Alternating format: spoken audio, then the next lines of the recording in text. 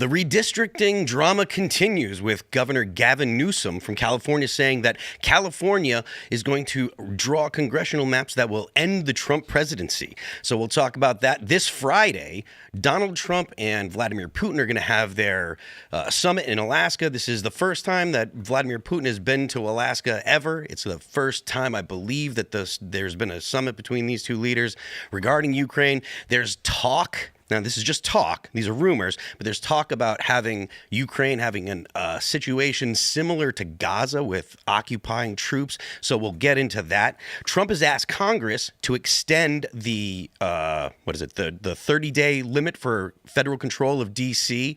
So we'll talk about that. Google has we've got information about Google flagging GOP fundraiser emails and sending them directly to spam. We'll get into that. And also, municipal grocery stores in Kansas City have failed, and we'll see how that is going to relate to the talk of municipal grocery stores in New York City should Mamdani win the mayoral campaign. So we're going to get into all that, but first, I want you to head on over to Cask Brew Coffee, all right? And I want you to buy some coffee from us. We've got a bunch of stuff available for you. There is the brand new 1776 Josie's Special Signature Blend. Okay, you can go ahead and pick that up.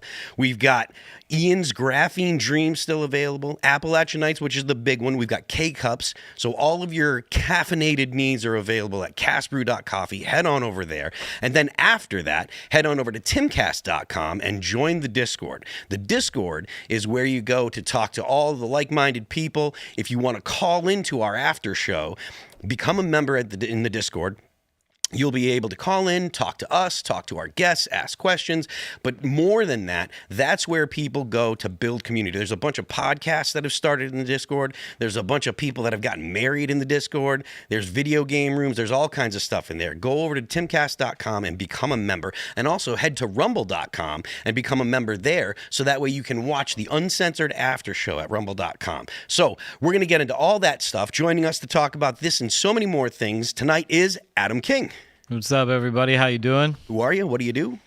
Oh, God, what do I do, man? That's a little bit different than my online personality, but I'm an online personality. I'm the token Jew over at InfoWars Band Video, and I'm all over the place. I think I've probably debated every major anti-Semite in America, and That seems like a lot of work. it's been a lot of work. Basically, I joke around. This is like my midlife crisis. Some people buy the red Corvette and run off with somebody. I just go hang out with anti-Semites and get into fights. Sounds relaxing. Sounds very relaxing, especially as a Jewish man. It's good to make you like the Daryl Davis of. Kinda, yeah. Actually, I was telling him in the green room. I was saying that about my debate with David Duke, and I was like, because I debated David Duke also, and I was.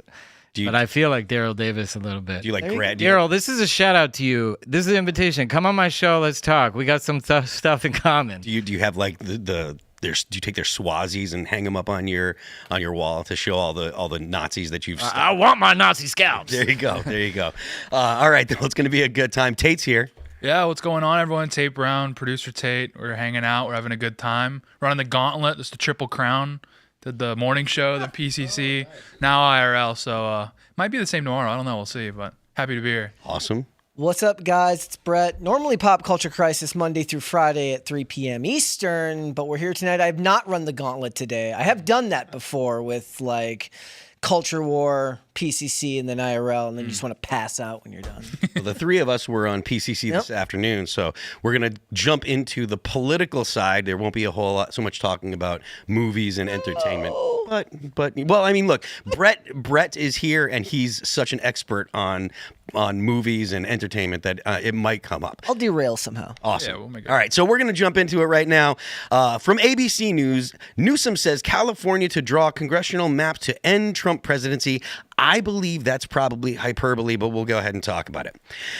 California Governor Gavin Newsom said California will move forward with drawing new congressional maps that he said will end the Trump presidency. and allow Democrats to take control of the U.S. House of Representatives.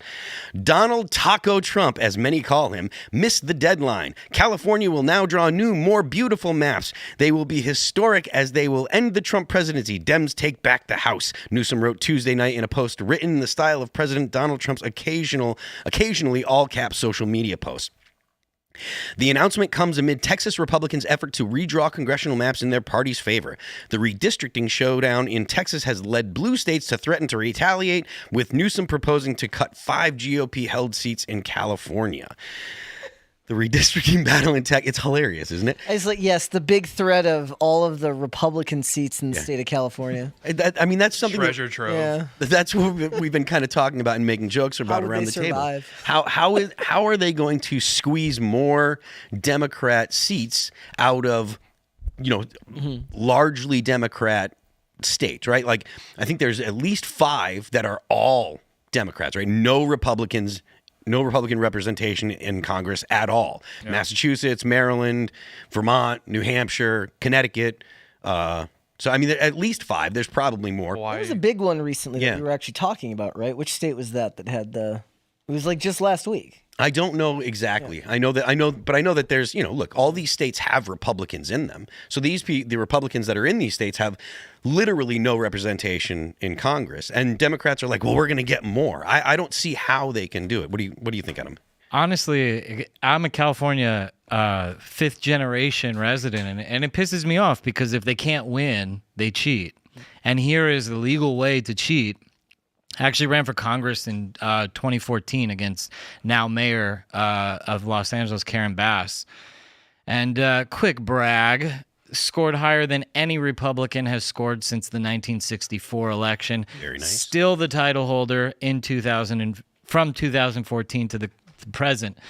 But I ran for Congress because they redistricted my neighborhood at the time, which was the southern part of Beverly Hills, and they redistricted it into Compton. Because the Orthodox Jews are very conservative. So they go by street. They're very meticulous about how they do these gerrymanderings, and it's just the erosion of democracy, and he thinks it's going to help him win a presidential election in 2028. Yeah, that's my sense too, is this whole thing here with Gavin Newsom chiming in, this is really just about Gavin Newsom just, figuring out if it's a good idea for him to run for president. I mean, and remember, it's only gerrymandering when Republicans do it. When exactly. Democrats do it, it's redistricting. I do like. I like how he's copying his sworn enemy's communication style. It's a really weird tactic to glaze your enemy. Why does he call him Donald Taco Trump though? What is the taco? Taco stands for Trump always chickens out. I mean, and the thing is, they were calling him Taco before the strikes on Iran.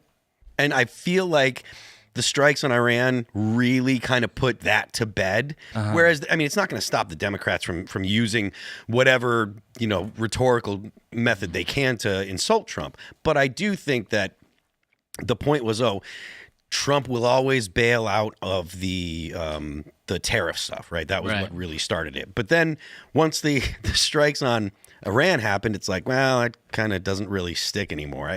The idea that Trump doesn't have the courage of his convictions is kind of has been put to bed.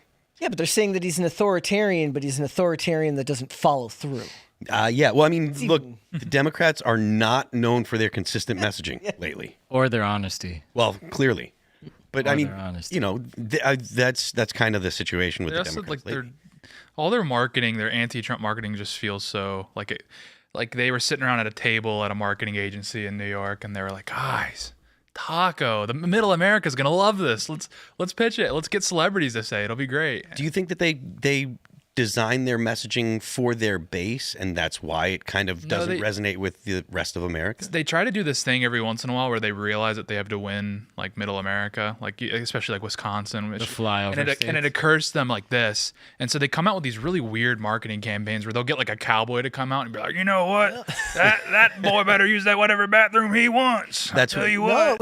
it was the commercial during the election of the guy, the improbably sitting guy White on men the bed for of the Kamala truck. Harris. He'd never sat on a truck in his his entire life. like- And then they're like, you know what we should do? We should show Tim Walz trying to fix his. But it actually worked. I mean, they did white men for Kamala Harris, and you got guys like Richard Spencer and Nick Fuentes saying, "Hey, that's not so bad. I can get behind that." It is funny because Richard Spencer did vote for her. I don't think that He that did. Nick Fuentes did, but Richard No, they Spencer- both did. Fuentes was saying he was going to go campaign for her in I Chicago. thought that was just and- a temper tantrum because Nick Fuentes, he doesn't get the reaction that he wants, and so he just kind of gets on his channel on what's Cozy TV and just rants to his hundreds of thousands of followers. The bottom line, though, is it actually worked. And, like when we talk about like Taco or whatever, I mean, like they straight up fell for it. I mean, like you had like this rugged looking white man who's like, yeah, I'm here and I love Kamala Harris and what she's doing for inner city whites.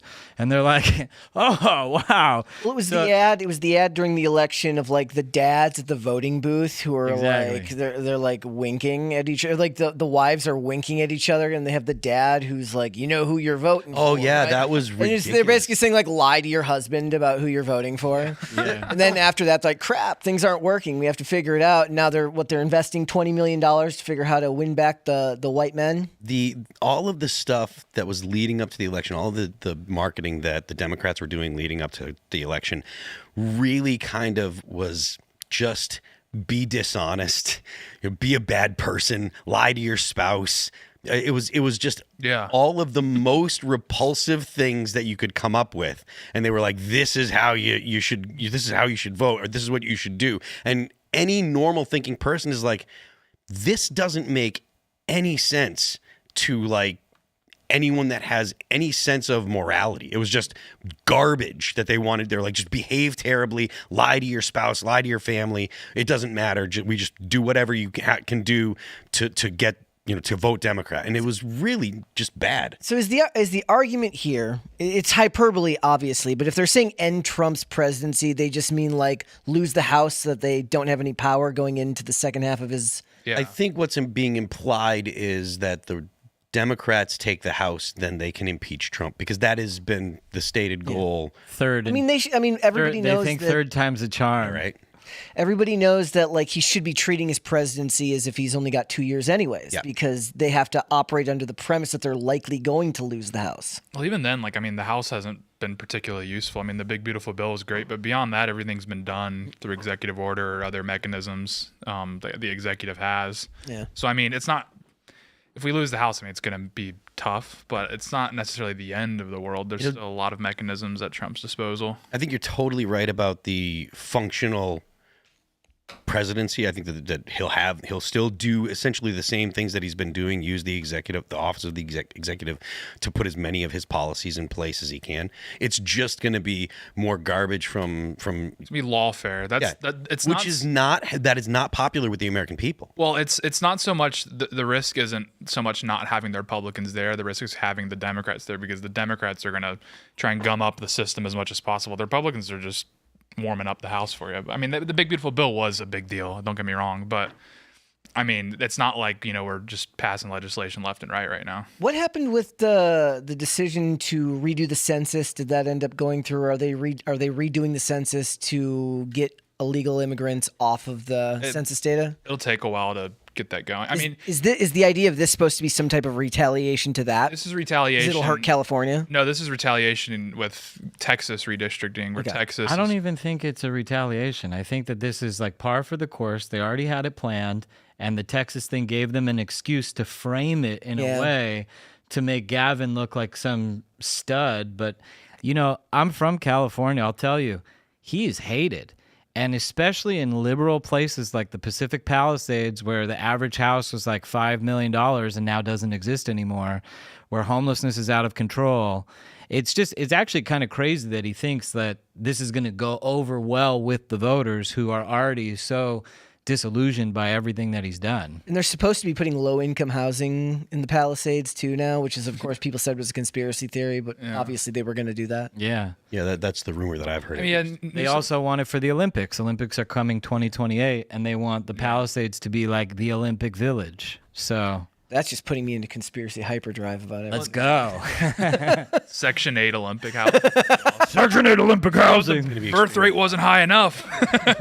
Yeah, you'd think that would really do serious damage. You think it'd make him a lame duck? Well, yeah, I mean, I don't know about a lame duck, but I mean, you'd think that there'd be a lot of people that would be like, "Hey, this was warned about before, like right when Newsom? the fires." Yeah, with Newsom, like all the fires and stuff. Democrats love this, But this goes over really well with the Democrat I base. think the base does, but don't you think that this actually is going to have a negative opinion or negative effect on Newsom's popularity? He's already gotten a lot of crap from your average Californian. What are they going to do? Vote for Republican? I mean, like, Actually, possibly. I mean, don't put it past California. They elected Arnold Schwarzenegger as governor. They elected 2000, Ronald, the demographics Ronald in Reagan as 2000. governor. What? We're on like every 20 years we get a Republican governor. Okay, So we're about due, you know? It's just like the problem is like the demographics since 2000 have just completely changed. I mean, the electorate now, it's it's tough to find someone that's been in the country for more than like a generation or two compared to 2000. I mean, Should I run, guys? Should I think run you for should governor? I think you Also, should. Arnold came out recently and was talking about illegal immigration and said that it was damaging to the country. On The View. On The View, Yeah. of all places, right? So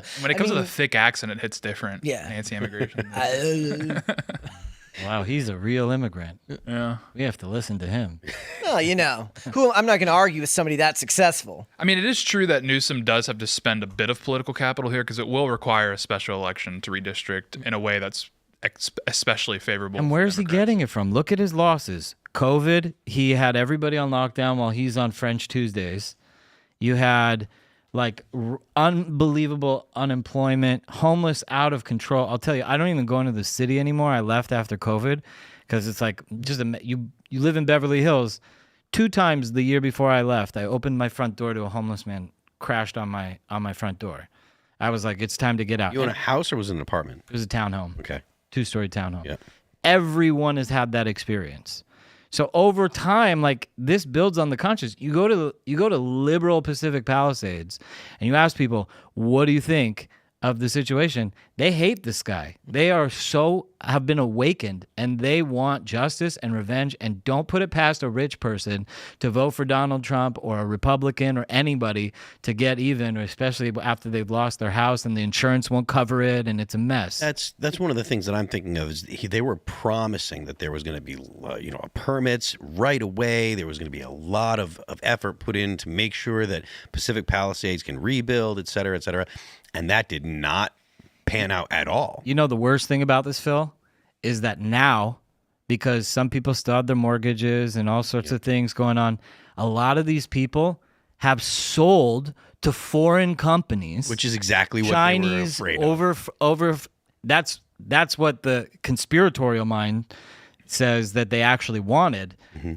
Now all of a sudden, the greatest properties in Los Angeles are being bought, guzzled up for top dollar, and nobody can compete, and nobody can build their house back. And the Coastal Commission in Pacific Palisades, they're going to expedite these Chinese new properties when they didn't allow anybody to build for like the last 30 years, and it's just a mess. It's weird too because it's like, okay, so theoretically you're saying like they're sick of Newsom, they want to get rid of him. I know you're talking specifically the Palisades, but it's like they had the option in LA the other year. They could have at least had a slightly more pro-business Dem with like Rick Caruso, but they went Karen Bass anyways. I'll tell you the story on Rick Caruso.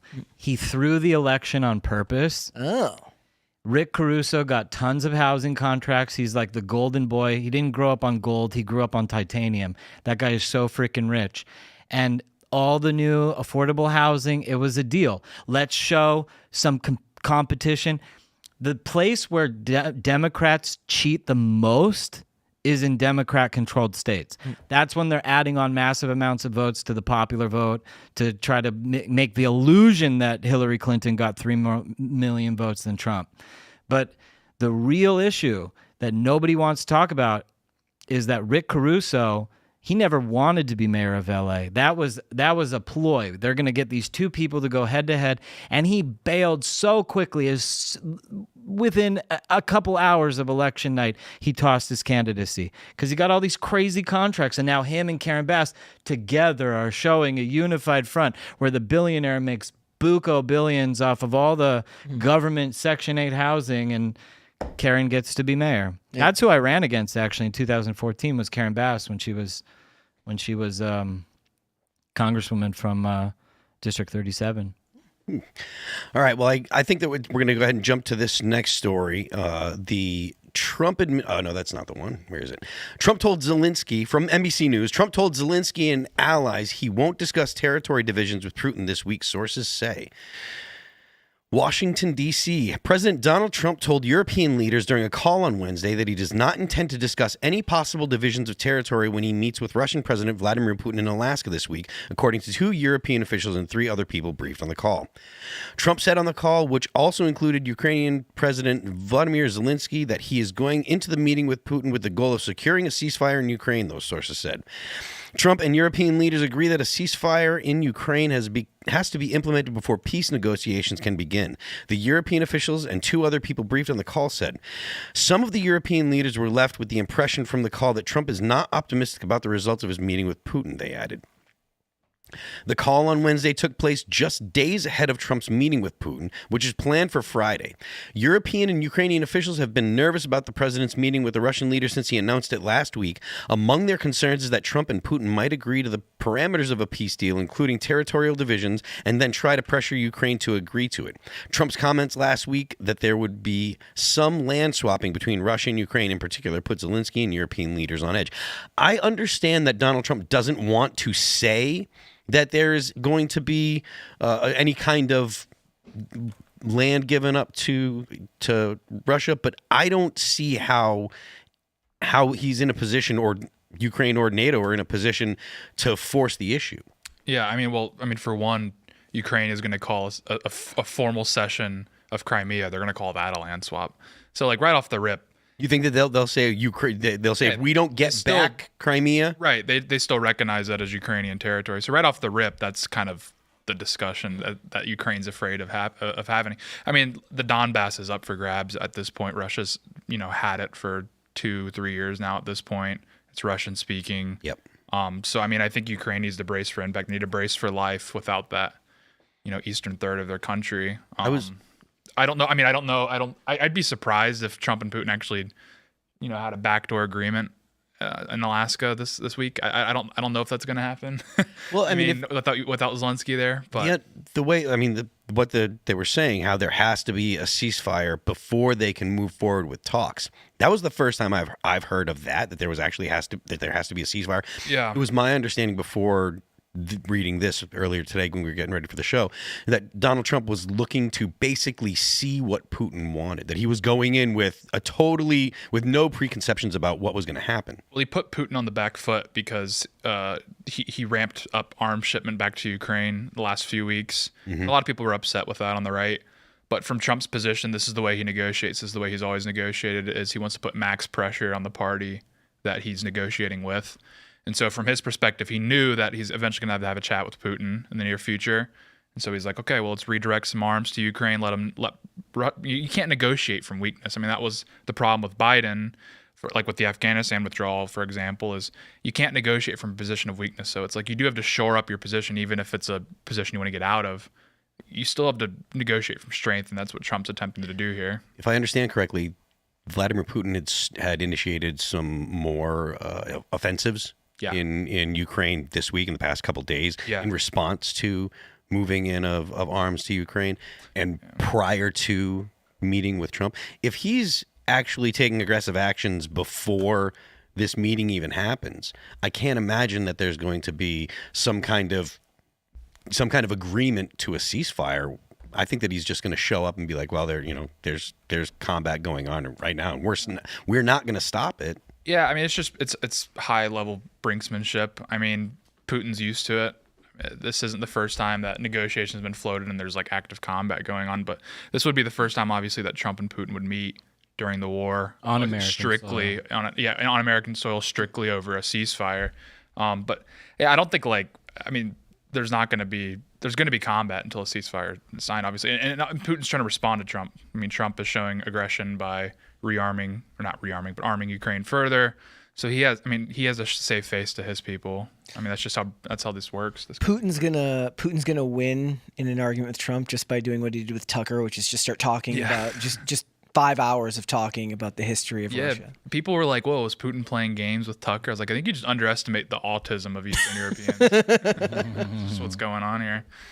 Well, there's also a headline from the Times that said U.S. and Russia propose West Bank style occupation of Ukraine. I hate how they say that. It just pisses me off. To me, it seems ridiculous. Honestly, this makes me want to just like go out all out for Greater Israel, and I just hate how they use this. You want it, guys? I'll give it to you. So I hate this so much. From the Times, Russia and the United States have discussed a model for ending the war in Ukraine that mirrors Israel's occupation of the West Bank. The Times has been told that I can't imagine how it's in any way similar. It's not similar at all. Under this scenario, Russia would have military and economic control of occupied Ukraine under its own governing body, imitating Israel's de facto rule of Palestinian territory seized from Jordan in 1967. So are they talking about Donbass here? I think so. Okay. It looks like it, right? here's So the this is the map that they're showing. So Wojtkov, who was also tasked by Trump with bringing peace to the Middle East, is understood to support the idea, which the Americans believe circumvents barriers in the Ukrainian constitution to ceding territory without holding an all-Ukraine referendum. There's not going to be a situation where Russia's going to give back Crimea. Right. This is No, it's too vital. Yeah, it's 100% Russian territory now, and any argument to the contrary would need to be backed up with military force. But also, let's not forget that these people chose to be a part of Russia. Unlike the Donbass, where Russia came in and took it, even the Donbass, they wanted to be a part of Russia. That's what the whole conflict started, was the Donbass wanted to be a part of Russia. Crimea, it was like a 91% referendum vote to join the Russian Federation. I'm not super up to date on the context, but I believe the argument made by Ukraine was the Russians were moving people into Crimea. And they were like, oh, well, look, now there's more Russians than there are Ukrainians. There are more Russian speakers than there are Ukrainians. So we should take it because these people that they moved in over the previous decades or whatever say they want to be a part of Russia, which I don't give a crap. Like, I really don't care at all. Like, if they want to be a part of Russia, fine. I want to see it. I want to see the war end. But I honestly, as long as the United States isn't paying for weapons to go to Ukraine, I don't much care. So, there's this really great book. There's an author, Robert Kaplan. It's called The Revenge of Geography.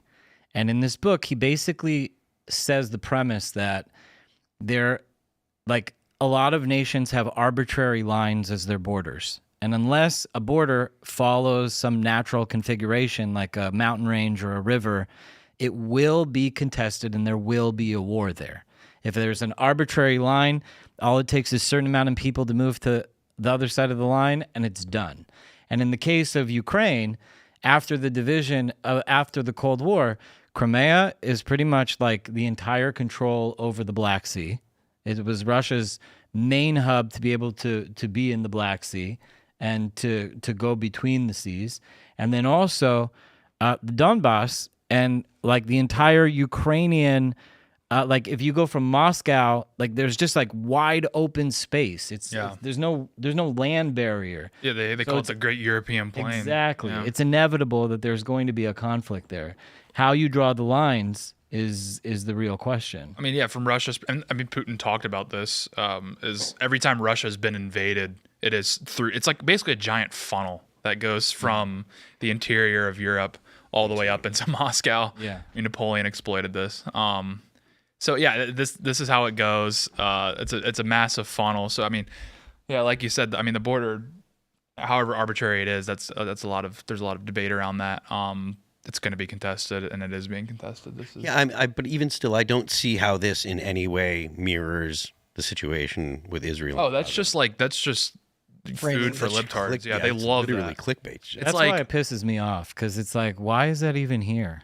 Yeah, it's like, okay, we're going to set up a government in an occupied state, just like the West Bank. It's like, Who's the government? It's not Ukraine or it's not Russia? Yeah, what is it? What are you talking about? Yeah. So they go on to say President Zelensky has refused to countenance handing over land, but the occupation model may be a mechanism to allow for a truce after 3.5 years of war.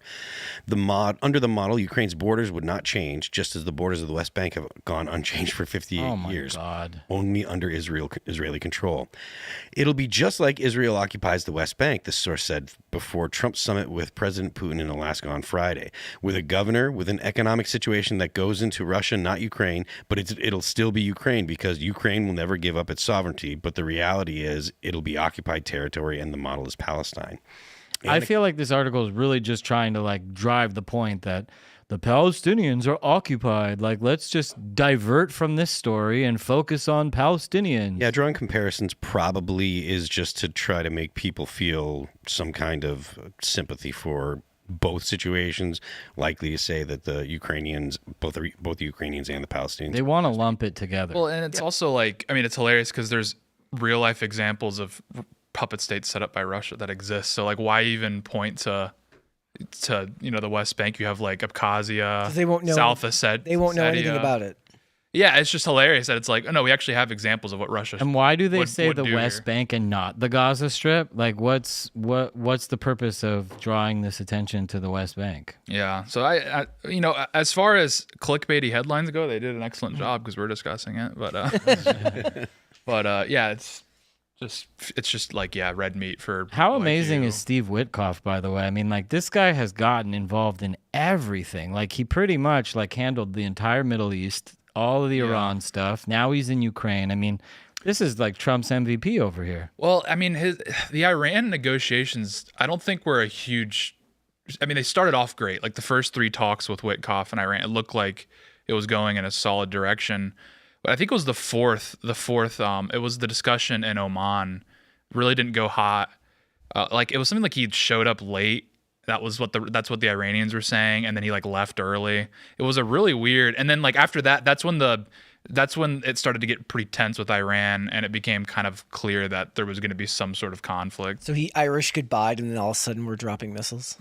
Don't hate on Irish goodbyes. They're actually very support. functional. So look, I'm sure Witkoff is really, really competent. I mean, there's no doubt about that. But yeah, I mean, it wasn't a rock star performance with Iran. I do think there was maybe something there after the third negotiation. I don't know. There's also that Trump move. Like, he already started talking about it with the move in Russia. He got on Fox and he was like, I might walk out early, and just knowing that, like, he's not going to be diplomatic.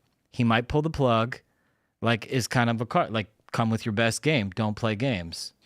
Yeah, I mean, it could have also been a situation where the Trump admin realized that a strike was going to happen inevitably. So it just felt like you were just Wait, going did through you the say motions. that the Trump admin realized? I mean, wouldn't that be the decision of the Trump admin? Yeah, they decided that they were going to have to strike at some point, or maybe not have to, but they needed to strike, or they felt it was in their interest to strike. I don't know. I'm not going to interject my opinion on whether or not they should have struck, but Why? it could have been after the third or fourth strike, because I trust Trump. I'm letting him cook. I think it's fine that the U.S. blows up nuclear Yeah. facilities in Iran. Yeah, I mean, I don't have the intel they had, but that's an old story. I'm just saying, in the context of the negotiations, it could have been after the third talks that they had, because they had, 6 scheduled. After the third talks, the Trump admin's like, look, we're not getting anywhere. We're going to have to strike him at some point for whatever reason. And so they're just like, all right, you can just, these negotiations are just, these talks are just, going through the motions. That could have very well been what happened, and that's why Witkoff, the talks seemed to have broken down after the third round of negotiations. I mean, who knows? There was so many different. That was the problem. The Iranians, you're getting a story from their state media, and it's like, okay, if he showed up late, left early, and that's from the Iranian state media, and then there's nothing from Western media. I mean, there's no way to vet it entirely. So Yeah, I mean, look, I'm not in the habit of trusting Iranian state media. yeah.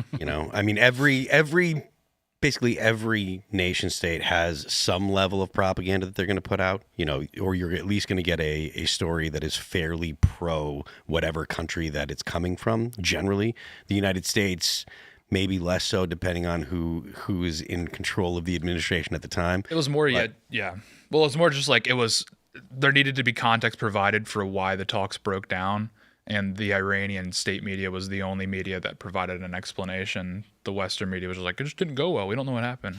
It was a Donald Trump. He did not show up on time. Yeah. I can't imagine Trump being late, being a thing. Oh, yeah, it's like coffee, yeah. But I could actually picture Trump saying to Witkoff, show up late. Disrespect them. Yeah. Leave early.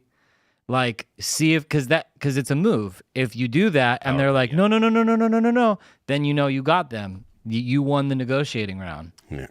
All right, we're going to jump to this story, bring it back home from the post-millennial.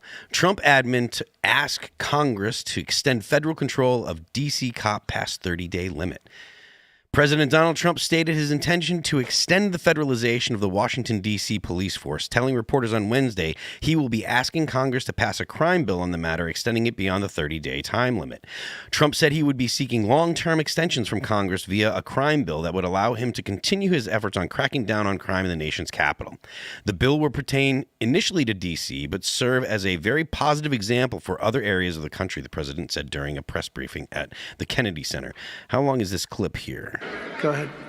30 seconds. Thank you, Mr. President. Thank you. Your federalization of the police has a 30-day limit unless Congress acts to extend it. Are you talking to Congress about extending it, or do you believe 30 days is sufficient? Well, if it's a national emergency, we can do it without Congress, but we expect to be to Congress before Congress very quickly.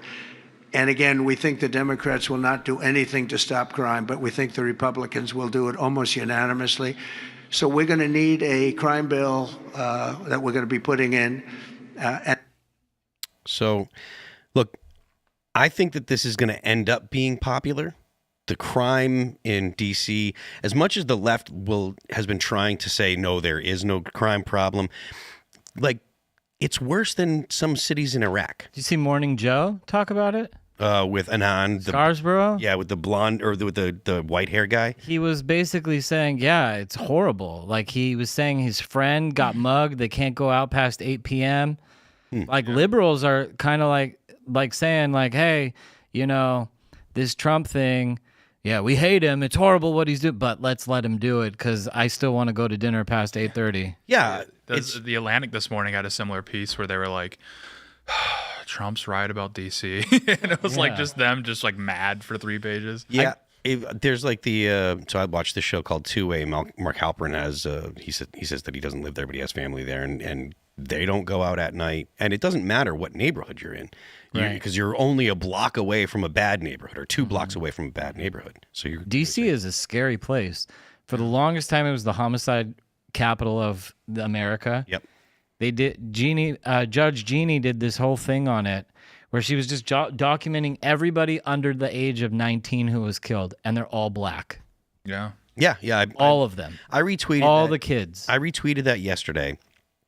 And someone was like, "Oh, this is just you're lying, Phil." And blah blah blah, talking about. Actually, no, I think I said, if you are fine with people dying, then continue the status quo. Then someone said that I was lying about the situation, and then I retweeted the tweet that you're talking about, and I was just like, "Look, in the past 18 months, something like 35 people have died, and they're all young black men." Yeah. So if you actually do want to do something about crime and about black people dying, this is what you need to do. You need to have the police go in to the area and have a presence walking around, and they need to arrest people, and they need to deter crime. And that does work. It worked when Giuliani was doing it in New York. You had a police presence. Granted, they had stop and frisk. Maybe they don't actually have that policy in D.C., but a police presence will lower crime. It does make it more likely that people will not mug other people. People will not get into, shootouts and stuff.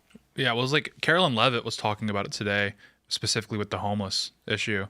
She's like, DC has all the laws in the books to end this, like to end this crap where people are just doing whatever they want. Doesn't matter if they don't enforce it. Right. So she's like, all we're doing is we're coming in and enforcing a law that already exists. It was already passed by their city council, or I don't know if it was their city or implemented. Regardless, it's on the books, and all you have to do is just put a little power behind it, enforce it. And it's the same thing with policing. It's like, you go talk to any police officer, they know exactly what to do to cut the crime down. Like it's not rocket science. Every cop knows. You just have a chat with one.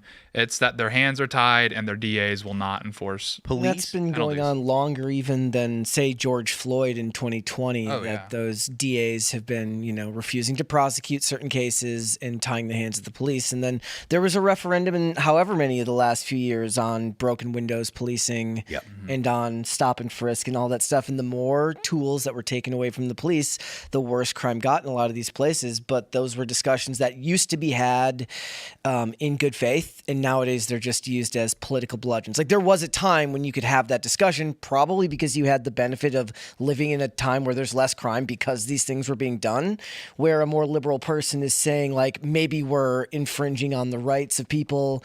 And I think that that's a fair conversation to have, and I think that's reasonable. But the problem is it was done at a time when you had the safety to do so, and now people, they don't use that discussion in a good faith manner. They use it as a way to bludgeon you towards their political ends. It's not the same thing. Yeah, and I'm much more worried about criminals infringing the rights of normal people to live than I am of potentially infringing the rights of someone that buys 30 priors. I mean, like, who cares? Honestly, Bukele has demonstrated that the overwhelming majority of people just want to get on with their day and they don't want to deal with these people that have nothing to lose. Yeah. And DC is just full of these people. I mean, you can just see they have nothing to lose. They have like 30 priors. To your point earlier, like, the police know the people that are actually out there committing crimes regularly. The police always know. And it's probably, I don't know exactly how many it is, but it's probably not more than a few hundred people that are actually really bad. Maybe 500-600 people that are out there committing crimes regularly. And if the police go in and wrap those dudes up and put them in jail, crime will fall. That is something that has happened forever. If you go and enforce the law, take the criminals off the street, they will, the situation in the area will get better. I think broken windows policing is a great idea. It's shown to work in every place that it's been tried. You prevent small crimes, and then the big crimes don't happen. You have to take the criminals off the street. And I think that this is actually going to end up being a really big win for the Trump administration, because there are so many people that, just like we were saying earlier, Democrats are begrudgingly saying, well, yeah, it kind of sucks. There's a lot of crime in D.C., et cetera. But you get off the metro and you got some homeless guy touching himself in public or whatever. Defecating in a trash can. And it's not something that anyone anywhere wants to deal with, and it shouldn't be something that we have to deal with in our capital city. And let's be honest, I'm from California. You guys are more local to DC than I am, but when I go to DC quite regularly. And as an American, I want to show up in my nation's capital. I want to see flowers. I want to see peaches. I want it to be peaceful. I want to hear music. I want to see the glory of my capital. And when you're an American, you go to DC and you show up and it's just like filth and piss and disgusting everywhere, and then you're getting robbed and kids can't be outside and there's prostitution, and it's like, that's a reflection of our nation. Yep. Like, how is the capital, and that's how the people are. Yeah. So it's a great point. It should be a world-class city, right? There should be Michelin star restaurants that people can safely go to. You should be able to walk from your 5-star or 4-star hotel to a very nice restaurant, go to a museum, which there are tons of museums in D.C. Oh, yeah. You should be able to walk to these places. You shouldn't have to make sure that you're avoiding certain neighborhoods or whatever. It should be safe. Right. And that's something that the federal government, I think, should be making sure that the municipality is doing. Right. And the DOJ has the tools at their disposal to really crack down hard. Because it's embarrassing. Foreign dignitaries rolling up. Yeah, you got like the most important people in the entire world. Even just having international tourists. I don't want my country to be reflected like this. That's exactly my point. It's the same thing that happens in other states when, somebody's in Hollywood and they host some award show and they have to clean up the homeless people off the street overnight, so that the celebrities don't have to walk over them. Yeah, that's what happened in San Fran when Xi Jinping came to town. Yeah, exactly. And then all of a sudden it's like, again, because like I said earlier, these police departments, they know exactly what to do. Yep. Also, look at D.C. Like, the last 20 years has been like an amazing gentrification for D.C. Unbelievable architectural feats went down. Tons of buildings went down. And the problem that you have in D.C. is you have like this like non-permanent resident class that every 4 years all these houses all of a sudden become available. All these, this is a constant migration of people. So like moving forward as Americans with DC, we can't just treat it as like this place that only politicians live. It has to be a tourist attraction. Politicians don't even live there. No, they live in Loudoun County. Yeah, if they live in the area, It's more like the bureaucrats that live there, and the bureaucrats and the system. And you ask anybody in DC where they. You start talking about bureaucrats, then I'm like, well, maybe the crime isn't such a bad thing, and maybe their lives are terrible. It's not. It's okay if their lives are awful. Another thing, I saw Tom Homan make a comment on it that he's going in there in these 30 days. He's going to clear out every single illegal and strip the place bare. You're going to only have red, white, and blue in DC when these 30 days are done. Look, the more difficult it is, and I've said this a bunch of times on the show, the more difficult it is for illegals to live in the United States, the happier I am. Tax remittances, make sure they can't get jobs, make it illegal for them to rent, make sure that they can't find places to live, so that way they leave of their own volition. But I don't want to get off on a tangent about... What's the matter? You don't want to give them free healthcare and free mobile phones and free housing? Oh, I don't even want Are you a racist? If I could take their air away, I would take their air. No, I'm not really. How could I be in such a racist environment? What did I do? How did I show up here? No, I want the same thing for... It doesn't matter what color they are. But by the way, just back on that other topic about Democrats like belittling this racist, everybody who's against us is a racist. It doesn't work anymore. No. You can't. There's no racism anymore in this situation. When we talk about removing all the illegals, there's no pushback anymore. The only pushback is the people on the Hill who are taking fat checks from overseas. Oh yeah, we got Sydney Sweeney getting on TV like blonde hair, blue eyes. That's some good genes right there. This is wild. Kudos to them for not pulling the ad. It got so much pressure. Fox conducted a poll. Only 12% of Americans were bothered by it. Yeah. And like they would have pulled the ad. How much of the media, how much like the commercial media is pulled because of some like toxic media manipulation, social engineering, and nobody cared to begin with. They would have loved it. Especially now, because like the average American, I was talking about it earlier in PCC, they see her and they're like, yeah, she does have good genes. Like it's not, people aren't even like disagreeing with the message. It's like, she does have good genes. I mean, she's a model or famous actress, like obviously. We were talking earlier. It's funny how all of these discussions around these companies are based on some type of consumerist nonsense. It was like Bud Light and it was Gillette. Now it's this. It's all the culture war is always pulled into something they want us to buy somehow. But back then it worked a hell of a lot better because, what it was Gillette 2018 or 2019 that happened. Probably. I'm not sure. That was like that was the trenches of the worst part of the culture war when everybody was bending the knee. And now it just, all they had to do was wait it out. We didn't see any real evidence that anybody bought any jeans, at least not that I saw. Some people said that her jeans sold out. I didn't see any statistics that said that. They said sales remained flat, but the stock went up. So that's just indicative of the way things are. It's like it doesn't actually move the needle because it's great ad. It's not going to make anybody go to a mall. Nobody wants to go to a mall. The craziest part was how many people came out with their own "I got good genes" ad, and the funniest one I saw was Beyonce.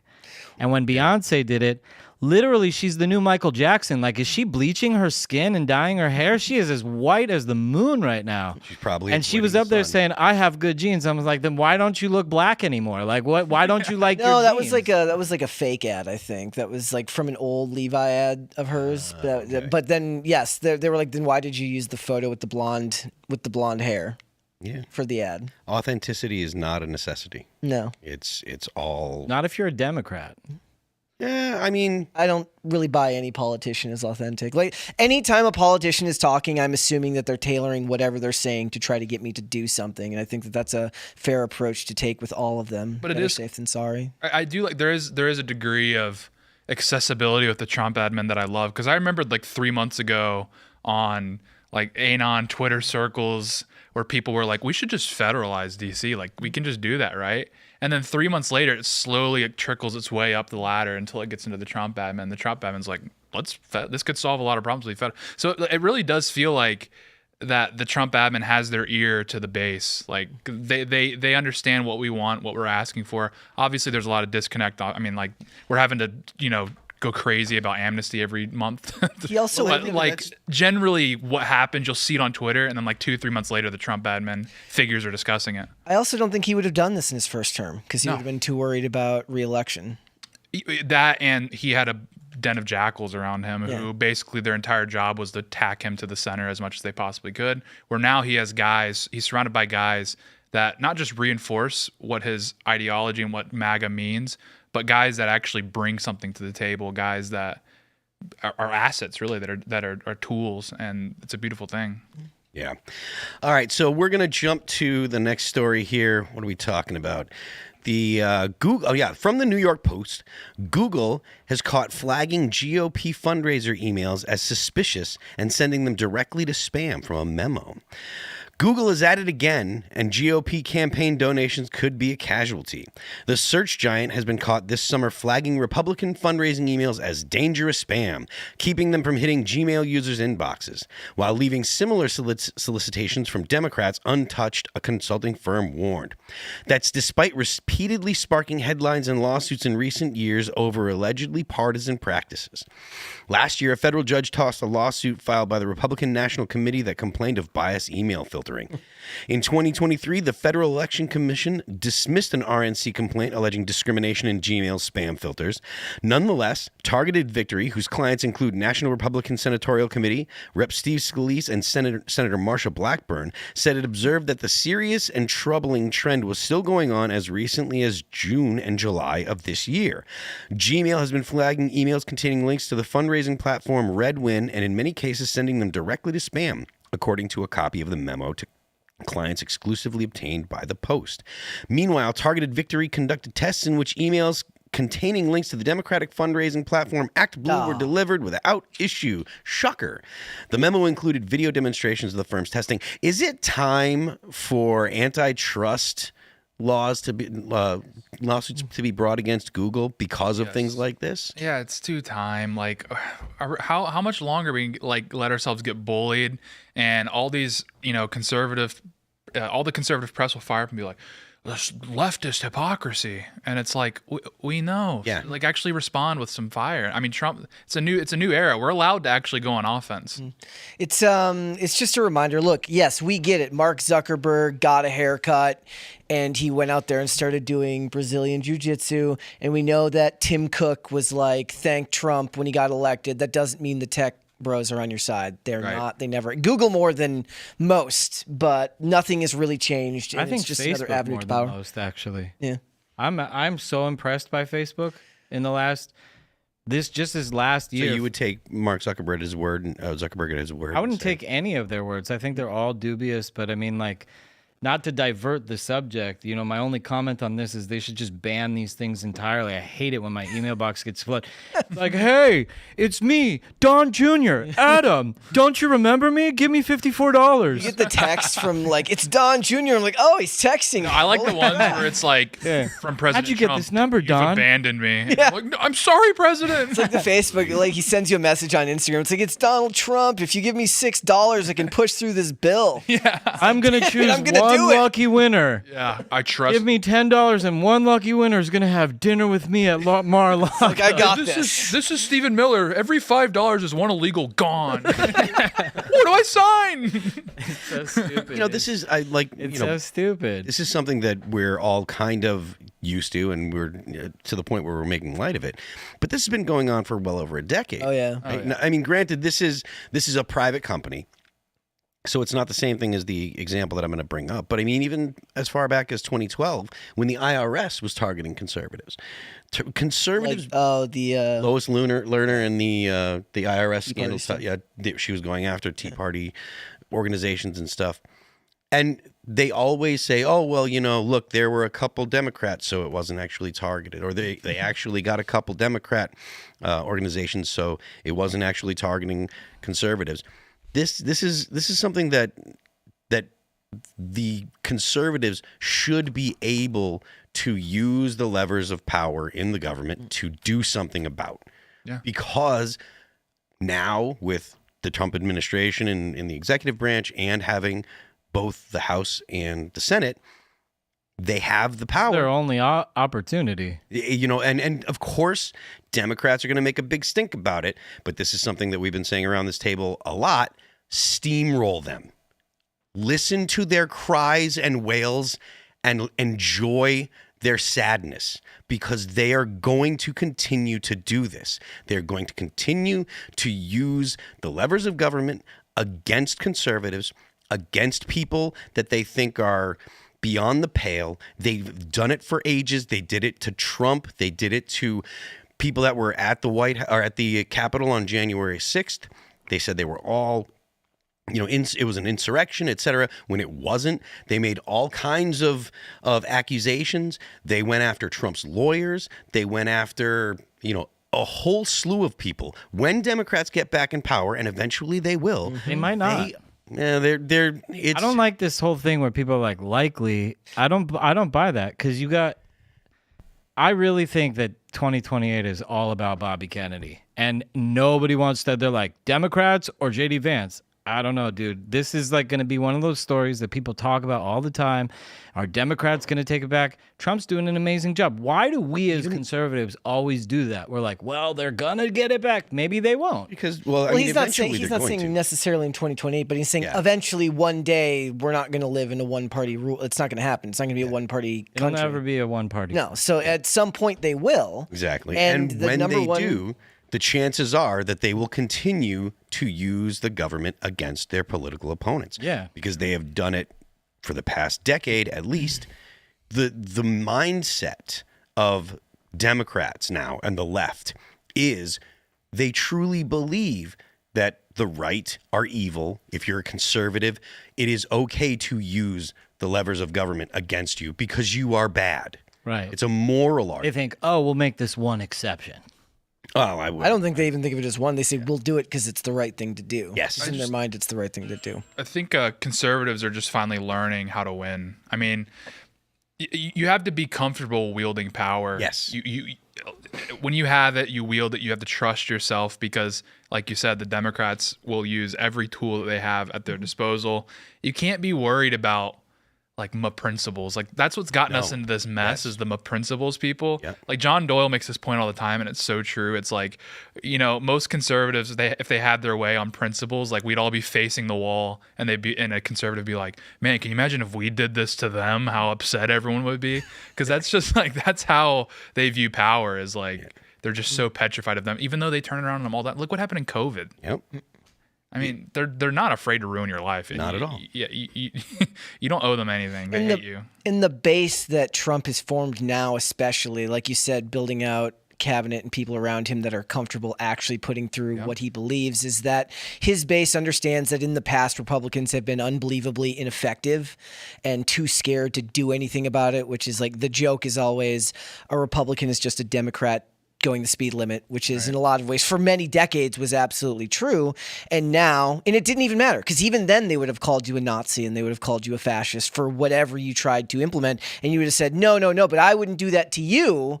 Therefore, I'm the principled one. It doesn't matter because now you understand that they're going to call you that anyways. Right. I mean, and this isn't the 50s or 60s where we're having these like intellectual debates on TV. It's like, have you seen some? We of these don't even people they're have throwing debates up? on TV anymore. Yeah, and like the people that the Democrats are throwing up, I mean, they're just a bunch of goobers. Mm-hmm. So it's like you don't have to show them any respect. Look, they hate you. They want to destroy your country. You need to show a little backbone. And Literally, their main guy just burned down to the ground. One of the greatest real estate locations in the entire country. Yeah. That's how much of goons they are. Yeah. I mean, they hate your history.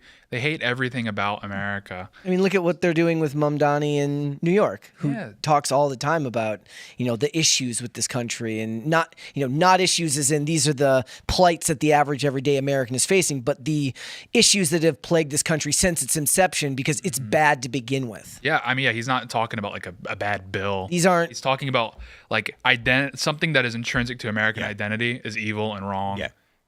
The idea of individuals having property rights and having control over their own lives is abhorrent to the left. It's just the idea of like white Christians existing like infuriates him beyond belief. You want to be able to shop where you want and not get shot? How dare you? How dare you? Yeah. So you guys think Mamdani's going to take it? Yes. Yeah, he's 80% in Poly Market. Yeah. He's a shoo-in at this. I mean, Cuomo is just like a total joke. I don't even know why people do what? Sliwa, no way. Sliwa? No. Oh, Slee was cooked. Yeah. I mean, I like him. He's a cool guy, but as far as like a politician, he's not great. He can't raise money.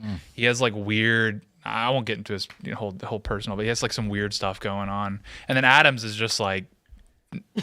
He's Eric Adams. Either Adams or Cuomo has to drop out. If one of them dropped out, it is still possible that they could win. They just want power, so but they're not. There's no indication that just, either of them are going to drop out. And it's like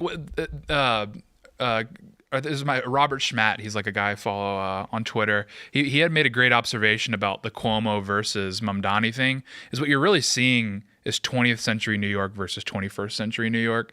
And it's like, okay, if you can, summon this war chest, if you can really build this war chest out to defeat Mamdani and get Cuomo in there, you're just delaying the inevitable by 4 years because Cuomo's New York is gone. Like with that era that he came from and that city that he came from is gone. You're going to get nothing but Mamdani's going forward unless, you make some it's almost like action. The only way to save New York is to let it be destroyed.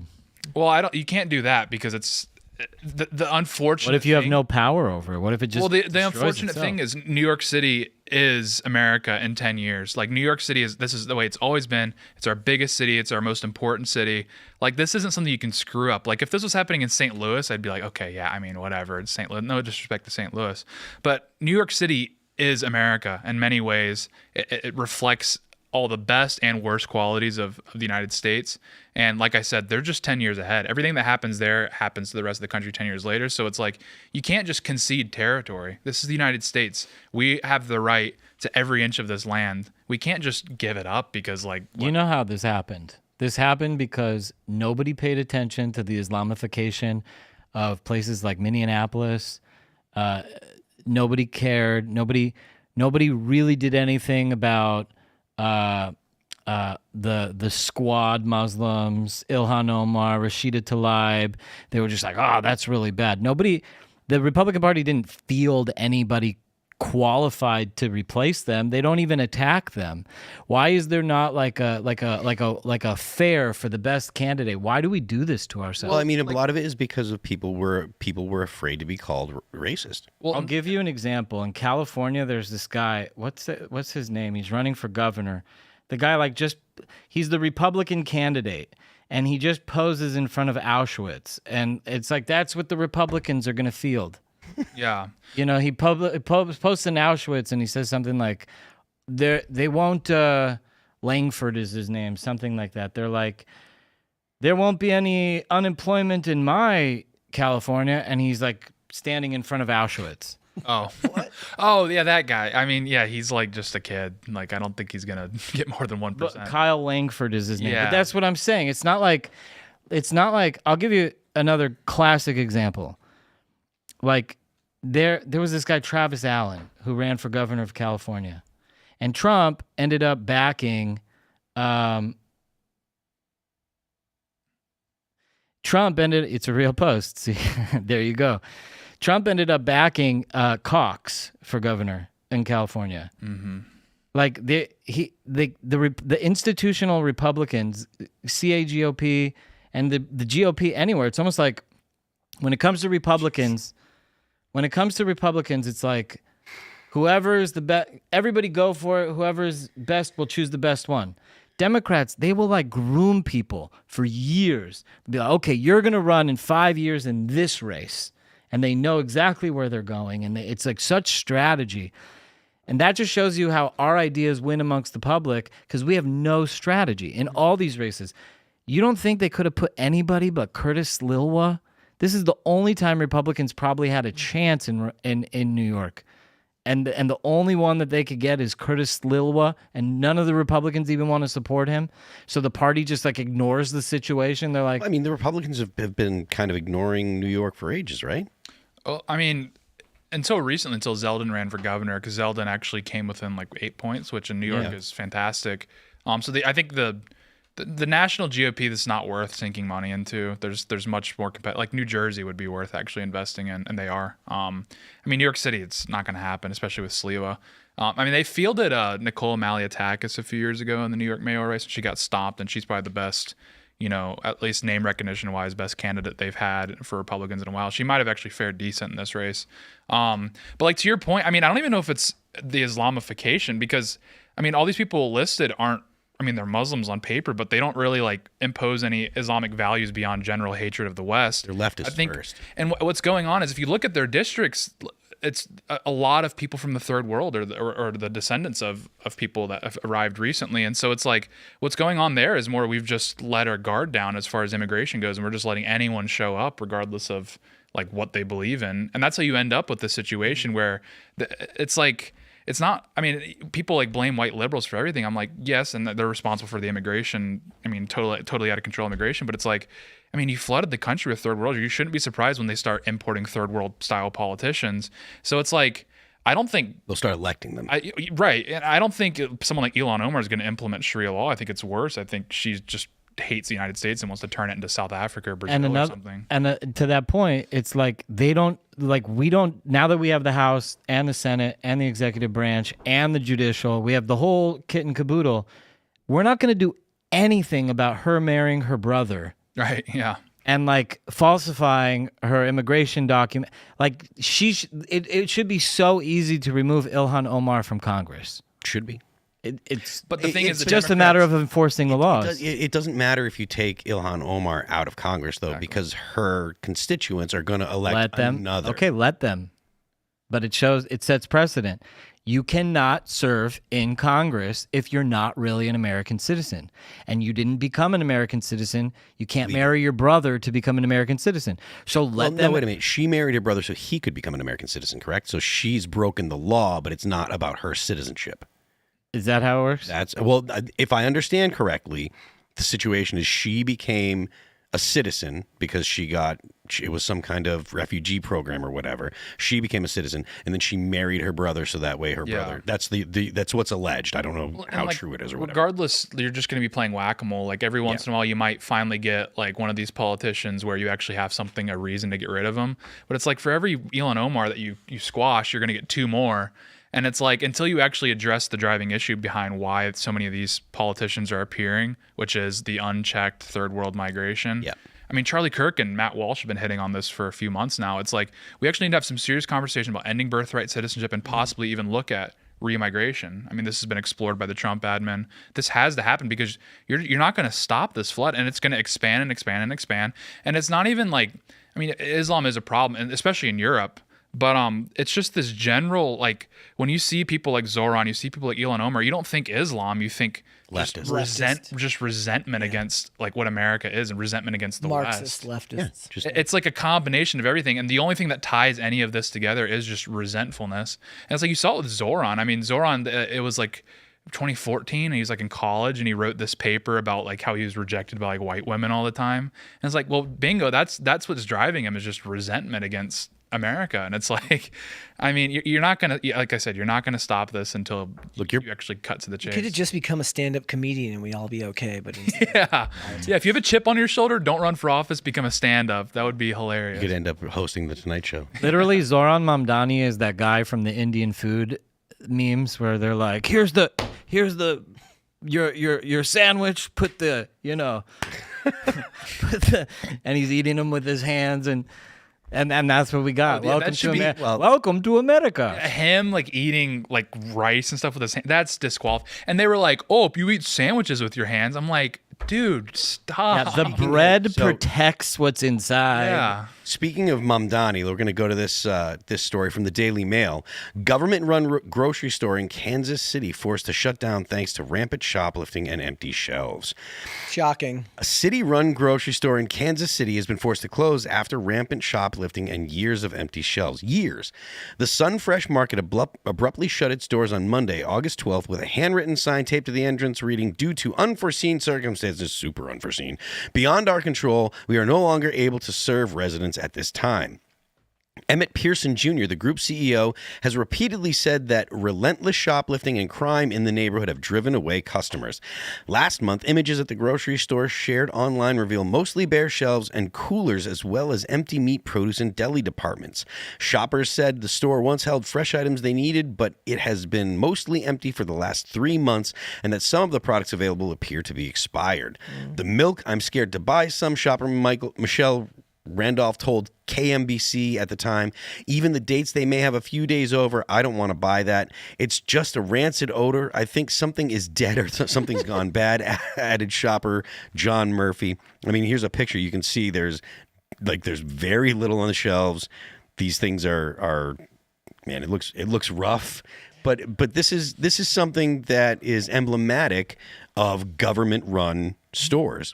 And it's Because also, if it was Walgreens, they would have locked it all up. well, I mean, that's The problem here is this isn't that they're just not implementing communism correctly. If we could just right. if we could just be like real communists for a second, everything will work, I promise. You ever seen that video? The video of the guy who comes over from like Cuba and he goes to a Alien grocery store. Gonzalez? He's For the literally first time. crying. Imagine like now we redo that video. A guy makes it here from Cuba for the first time. They drop him off at the government or in I want to grocery go stores. Like, home. oh no. Where's the plane leave yet? Take me We back. should do that. That could be a deterrence for illegal immigration. Is just set up government-run grocery stores on the border, and they'll get here and be like, "This place sucks. I'm going back to Guatemala." I mean, look, I'm for any method that will keep people from coming. Stephen Miller, if you're watching, we have an idea. Please email us. Yeah. 2 months later.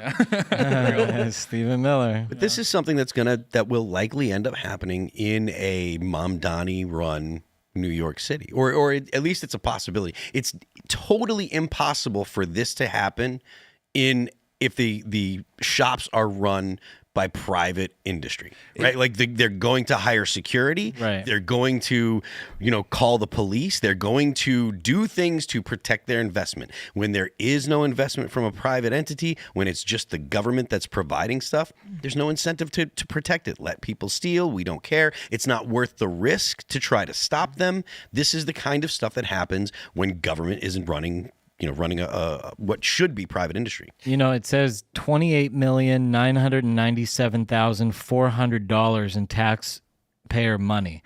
What I'm curious about, maybe ChatGPT or one of these AIs has the answer, is how much inventory was actually in the store, and how much of it is just like people, There was probably $30,000 worth of inventory, Yeah. and the rest was In a all golden just toilet. Yeah, it was all just just embezzled by people that were the rest of it went to Ukraine, right? Ukraine. If by Shop Ukraine, here at the government store, and we send bullets to Ukraine. If by Ukraine you mean It's almost like the people West that were Bank. actually in the municipal government.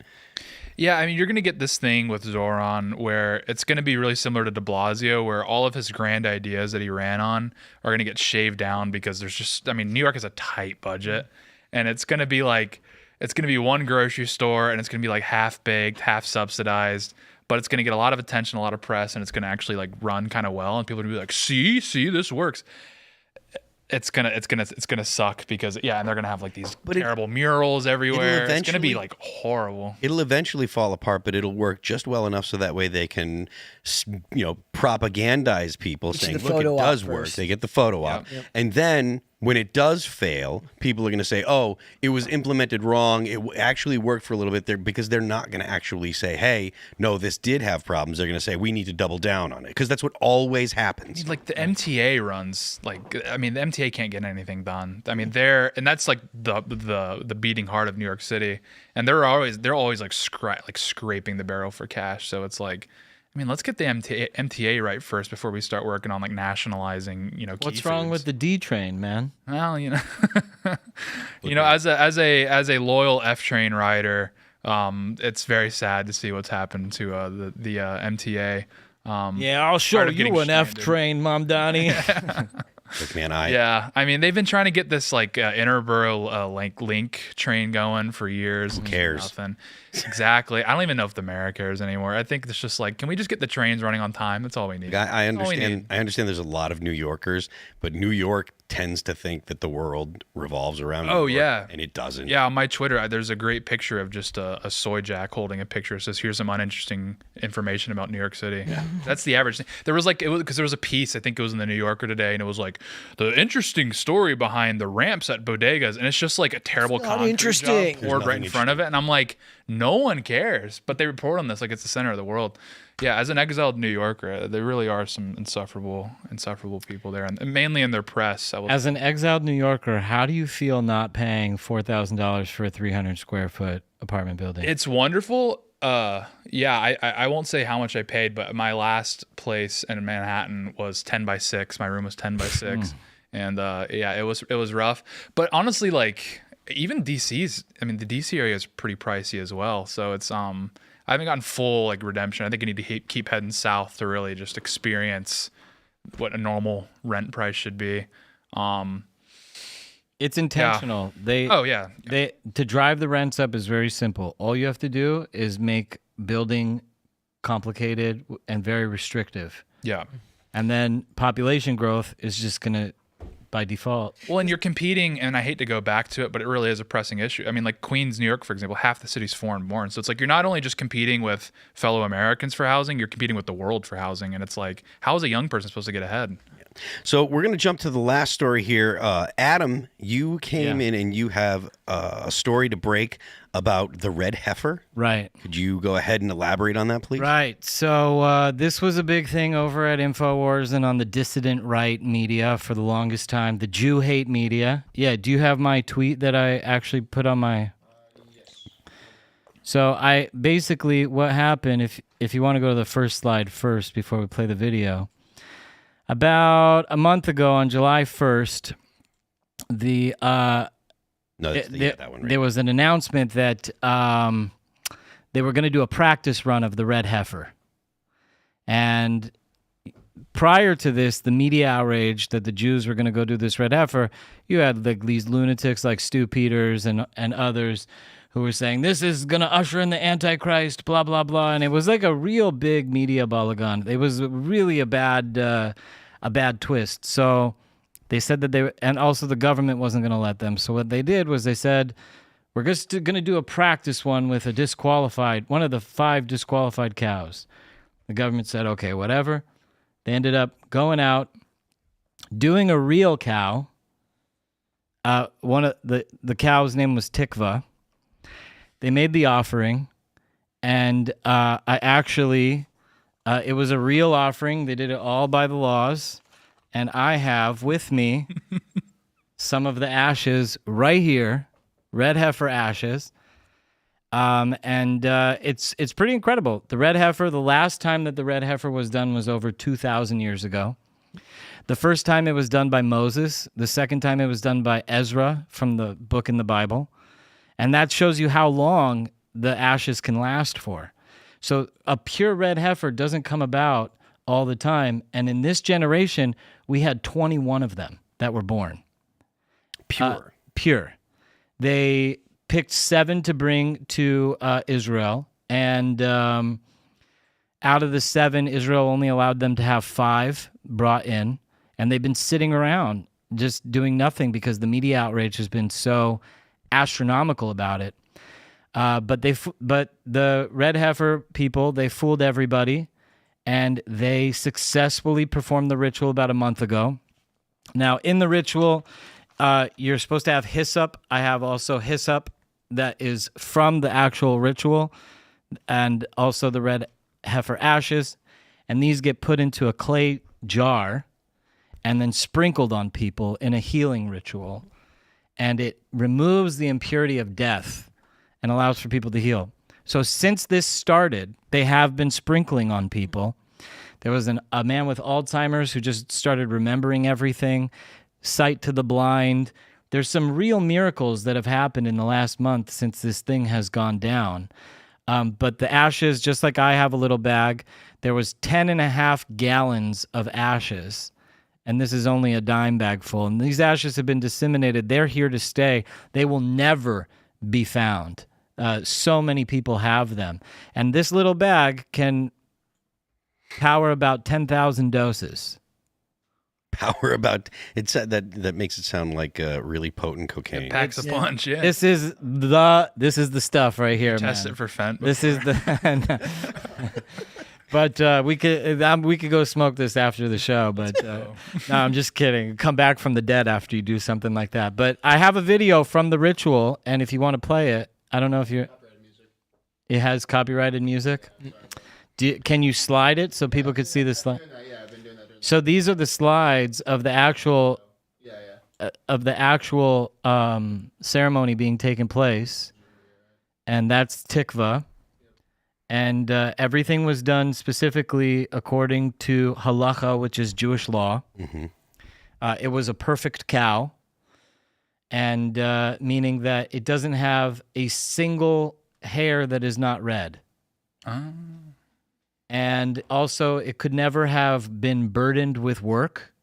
So you can't even lean a shovel up against the cow. They have to be treated in a very specific way for their whole life. And then the person who does the ritual can never have been in contact with death. So basically, they're not allowed to go to. They have to be of a specific bloodline. And what they do was they raise these children in like these elevated homes above the ground. And they never leave the home until they're ready to do the rituals. And that's like how they never come into contact with death. So the priest who did this literally lived in his home for over 20 years before he... Never left? Nope. Because he was born to do this ritual. Wow. And now that it's been done, the Messiah can come. Okay, so this is you're talking about the return of... Return of the Mac. Here we go. So this is like the Jewish Messiah is going to come back. Would that be similar? Would that be like the return of Christ, or would it be a different? Here's guy? the thing: I think the most fundamental difference between Judaism and Christianity is that Judaism actually believes in reincarnation, and so the Messiah is here in every generation, and there's a process by which we are awakened enough to accept the Messiah. So if the Messiah doesn't come, he dies, he's reconstituted, born into the matrix again, and has to find his way back to another thing. We can't build the temple until this happened. And now that this happened, the Messiah can come build the third temple in Jerusalem. And this... Is there a time frame? So this is the ritual's been performed. Listen, Trump only has a couple of years left, or the Democrats are going to put a stop to it. I mean, this is going down now. Democrats are trying to stop the Messiah. The Democrats are trying to stop the Messiah. Zoran! But yeah, so the time frame, I mean, there is no time frame for it. It's kind of like, you take the cake out of the oven when it's ready. Mm-hmm. And so we're all just sitting here down on earth cooking, waiting for that time where we accept this moment called Shiloh, where all the world gathers together. Shiloh is a gathering of all the peoples of the world to honor God in Jerusalem. And so this is a major earth-shattering announcement because the anti-Semites, the Jew-hate media has tried so hard to shut this down. And actually, this ties into October 7th as well, if you want to hear this story. Yeah, please. So after they killed Yahya Sinwar, they found his briefcase. And in his briefcase were all sorts of correspondence with Hassan Nasrallah. It turns out that Hamas, Hezbollah, and Iran were planning a strategic attack at the same time. There's a Washington Post article, a Jerusalem Post article that I'll send you. You could put it on the screen. But essentially what happened was Iran wasn't ready for this. They were planning an all-out surprise attack at the same time.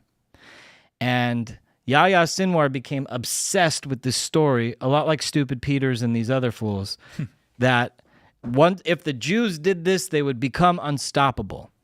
And so they did October 7th prematurely to force the hand of Iran and to force the hand of Hezbollah and the Houthis and whatnot, and ended up resulting in the complete catastrophic destruction of all these entities. I mean, Iran, the paper tiger of our childhood, is no more. Hezbollah is no more. The Houthis are just a bunch of random people that live in the mountains. They have no influence anymore. Hamas is gone. And it's all because this one man became so obsessed with the red heifers. So it ties into like this messianic story of like the liberation of the land and the rejudification of the land, possibly even greater Israel. So I have to ask, because I mean, as Christians, as Matthew 24:36, where Christ says, "No one will know the day or hour when I return." So why, as Christians, should we like care about the red heifer? So there's all sorts of different denominations of Christianity. Some people think that Jesus is God. Some people think that he's just the Messiah and that God is the God. And Well, I mean, if you're a Christian, you kind of have to think that Christ is God, right? That's what Nestorianism. That was. I actually have come to heretical learn in the 6th century. I actually have come to learn through being like this Jew in this like exclusively Christian space that a lot of Christians, different denominations like Unitarianism and certain Protestant faiths, don't believe that Jesus is God. They believe that he is the Messiah. And there's nothing wrong with that in Judaism. That's a very symbiotic. But that's not Christianity. That's not certain forms of Christianity. There's a lot of different denominations. All right. Yeah. Well, there's a lot of different forms of Christianity. It's certainly Unitarian Christianity. But no Christianity believe the Trinity is present in all Christianity. Also, the Trinity is, from my uneducated knowledge, is not a Protestant thing either. No, it's 100% Protestant. a Protestant. It's 100%. Trinity is a Protestant Trinity, thing? Trinity is like It's not just a Catholic thing? No, it's a No. base. It's a base understanding. Anyways, across Protestant. so Like Mormons reject. here's what you... to Like answer- Islam looks at Jesus as a prophet. They look at him as a prophet. So as a Christian, your question was, how does this affect you? Right. Yeah. So you can't have a third temple without this being done. And I said this to somebody the other day, like do you believe that God, that everything in the Bible is true? Yes. Everything. Yes. So God instructed the Jewish people to carry out all sorts of different commandments, right? Yeah. So I think it's so funny. We're a people that love Civil War reenactments. We do reenactments for everything, but when it comes to Jews reenacting things that God said to do in the Bible, you have like these groups of right-wing French Christians who are just like, this is satanic, this is not real, and this is... But it says so in the Bible. Now, God likes to be administered by a priestly class, and his offerings in the temple, they're not offerings per se, they're more like food. Like his meals are being prepared in a specific way, and the aroma is what he consumes. Reach nechoach. He consumes the aroma, the scent of the offering. Okay. So God has very specific procedures about like purity, who can come up to God. You can't just like be unshowered and go before God. Mm-hmm. And so like, how do you clean yourself? How do you prepare oneself to actually go to the temple, right? Forget about outside of the temple for now. So if you're going to go to the temple and worship God and pray to God, the God of Abraham, Isaac, and Jacob in the temple of Jerusalem where it always has stood, then you have to prepare yourself in a specific way. Now, up on the Temple Mount, you cannot come into contact with death and be there. It's such a pure place that death can't exist there. So this ritual is a ritual that removes the spiritual impediment of death. Like, I'll give you an example. Death loves company. So if you touch a dead corpse, there's a specific level of impurity, and impurity is the wrong word. It's like an emptiness. It was a vessel that once held a living soul, like thoughts, emotions, feelings, ideas, but then it's empty. And so there's this vacated space that sucks things into it. So if a person touches a dead corpse, they too contract this thing called tumat mavet, which is the impurity of death. So in order to remove that God gave over in his Bible a recipe with the ashes of the red heifer to purify one of death, and it removes the spiritual impediment of death out of the consciousness of humans, which allows them to heal, to live, and to be able to go up on the Temple Mount in a clean way and pray. So if you believe that Jesus is God, or if you believe that Jesus is the Messiah, whatever you believe, doesn't matter. If you believe Jesus is God, then you believe that Jesus told the Jewish people to do this. Well, we believe that Jesus was the ultimate sacrifice, so So- we don't need a third temple. Christ was the ultimate sacrifice. That's heresy. That's not what God heresy. wants. Did God not build actually, the third temple. God It wants, says in John, Jesus said, God wants to dwell with us. right. He through created Christ, this the Holy world. Spirit. Actually, this world is the most special of all the worlds. I hate this because everywhere I go, like I really love politics. I want to comment on politics, but it's like, hey, the Bible. So, Well, you brought that in. I mean, I did. I brought the red heifer, ashes. So basically, there is so much richness in the Bible, and I don't understand this. Why do Christians think that none of it matters because of Jesus? because Christ told us that he dwells with us through the Holy Spirit.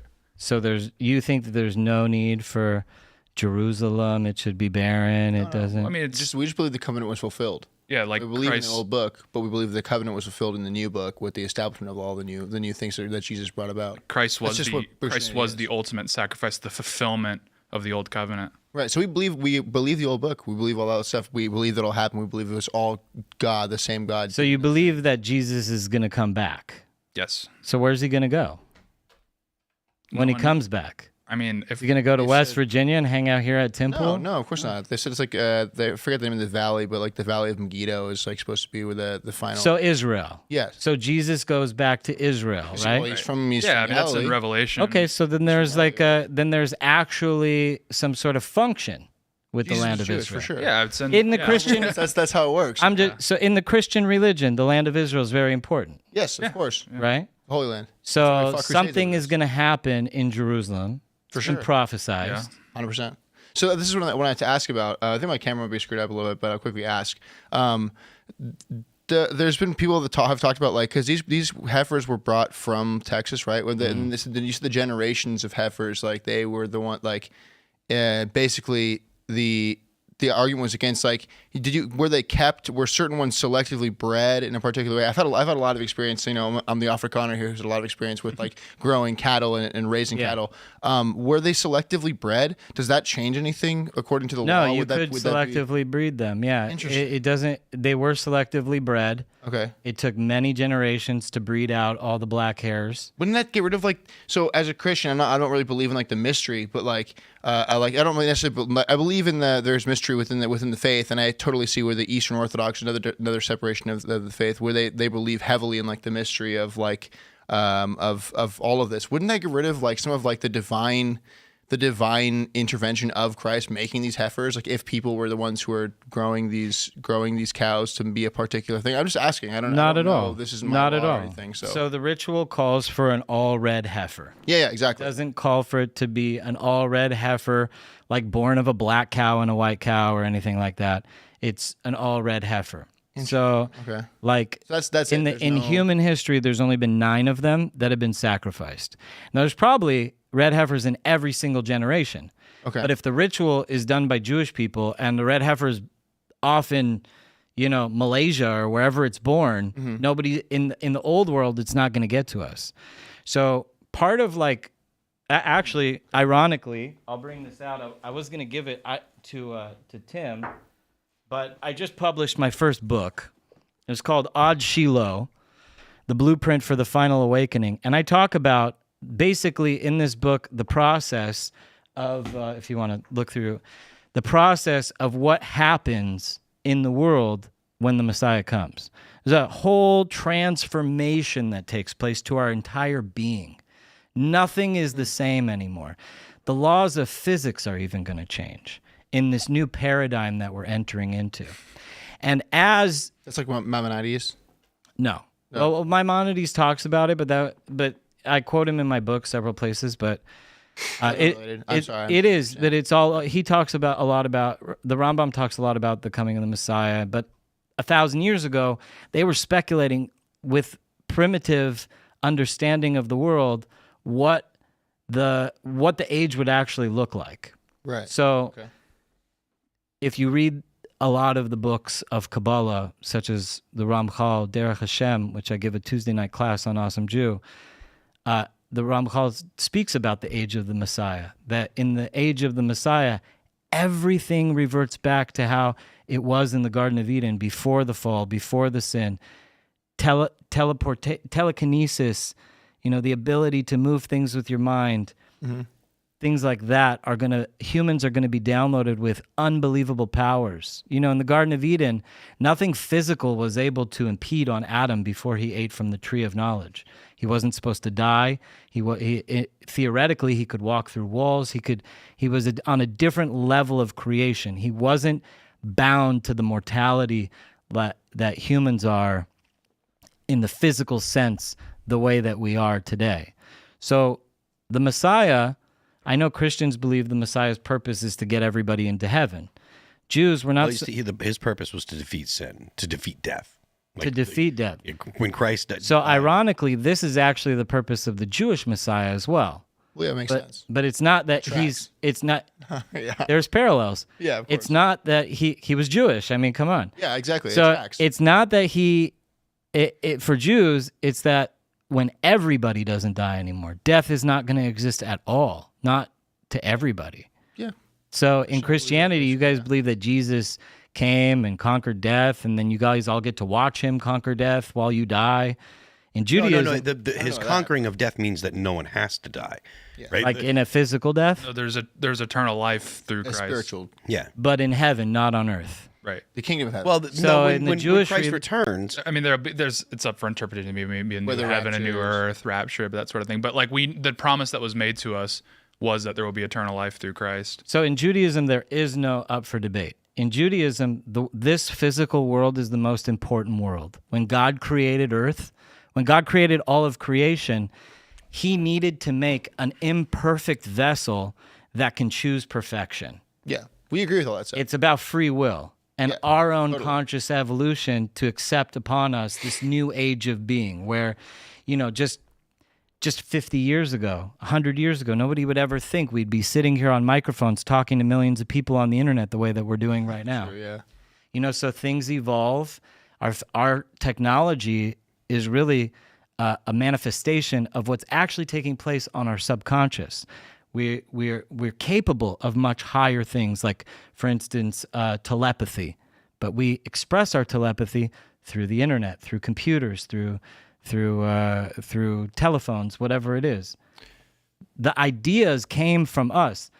Ein chadash tachad hashemesh. The science has been there from the beginning. If anybody discovered it, God brought it here so that we could discover it. So to circle it all back to the red heifer is the fact that 2,000 years has gone on, and only 9 of these things have been done. And the final one, the prophecy is it's supposed to be done by the Messiah. To usher in the age of the Messiah, the final 10th red heifer.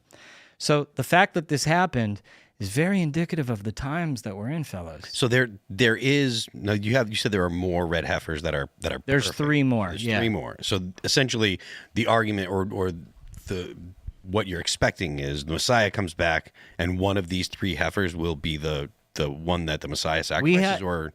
The red heifer that Moses did lasted for hundreds of years. What do you mean? Till Ezra. It lived for hundreds of years? They had enough ash from that one cow that it stretched out for hundreds of years. Okay. The second one was done by Ezra from the Bible. He's one of the books in what you guys would call the Old Testament. He was the prophet that led the Jews back after the first destruction of the temple. So if you think about the duration of time, that from Ezra until roughly the destruction of the Second Temple, the last one that was done was literally done during the times of Jesus. If Jesus ever went to the temple, which you guys I'm sure think he did. He did, yeah. It says he did the red heifer ceremony. Well, I mean, because he was Jewish, but yeah, ultimately he was the final sacrifice that liberates us from having to sacrifice animals to be in communion with God.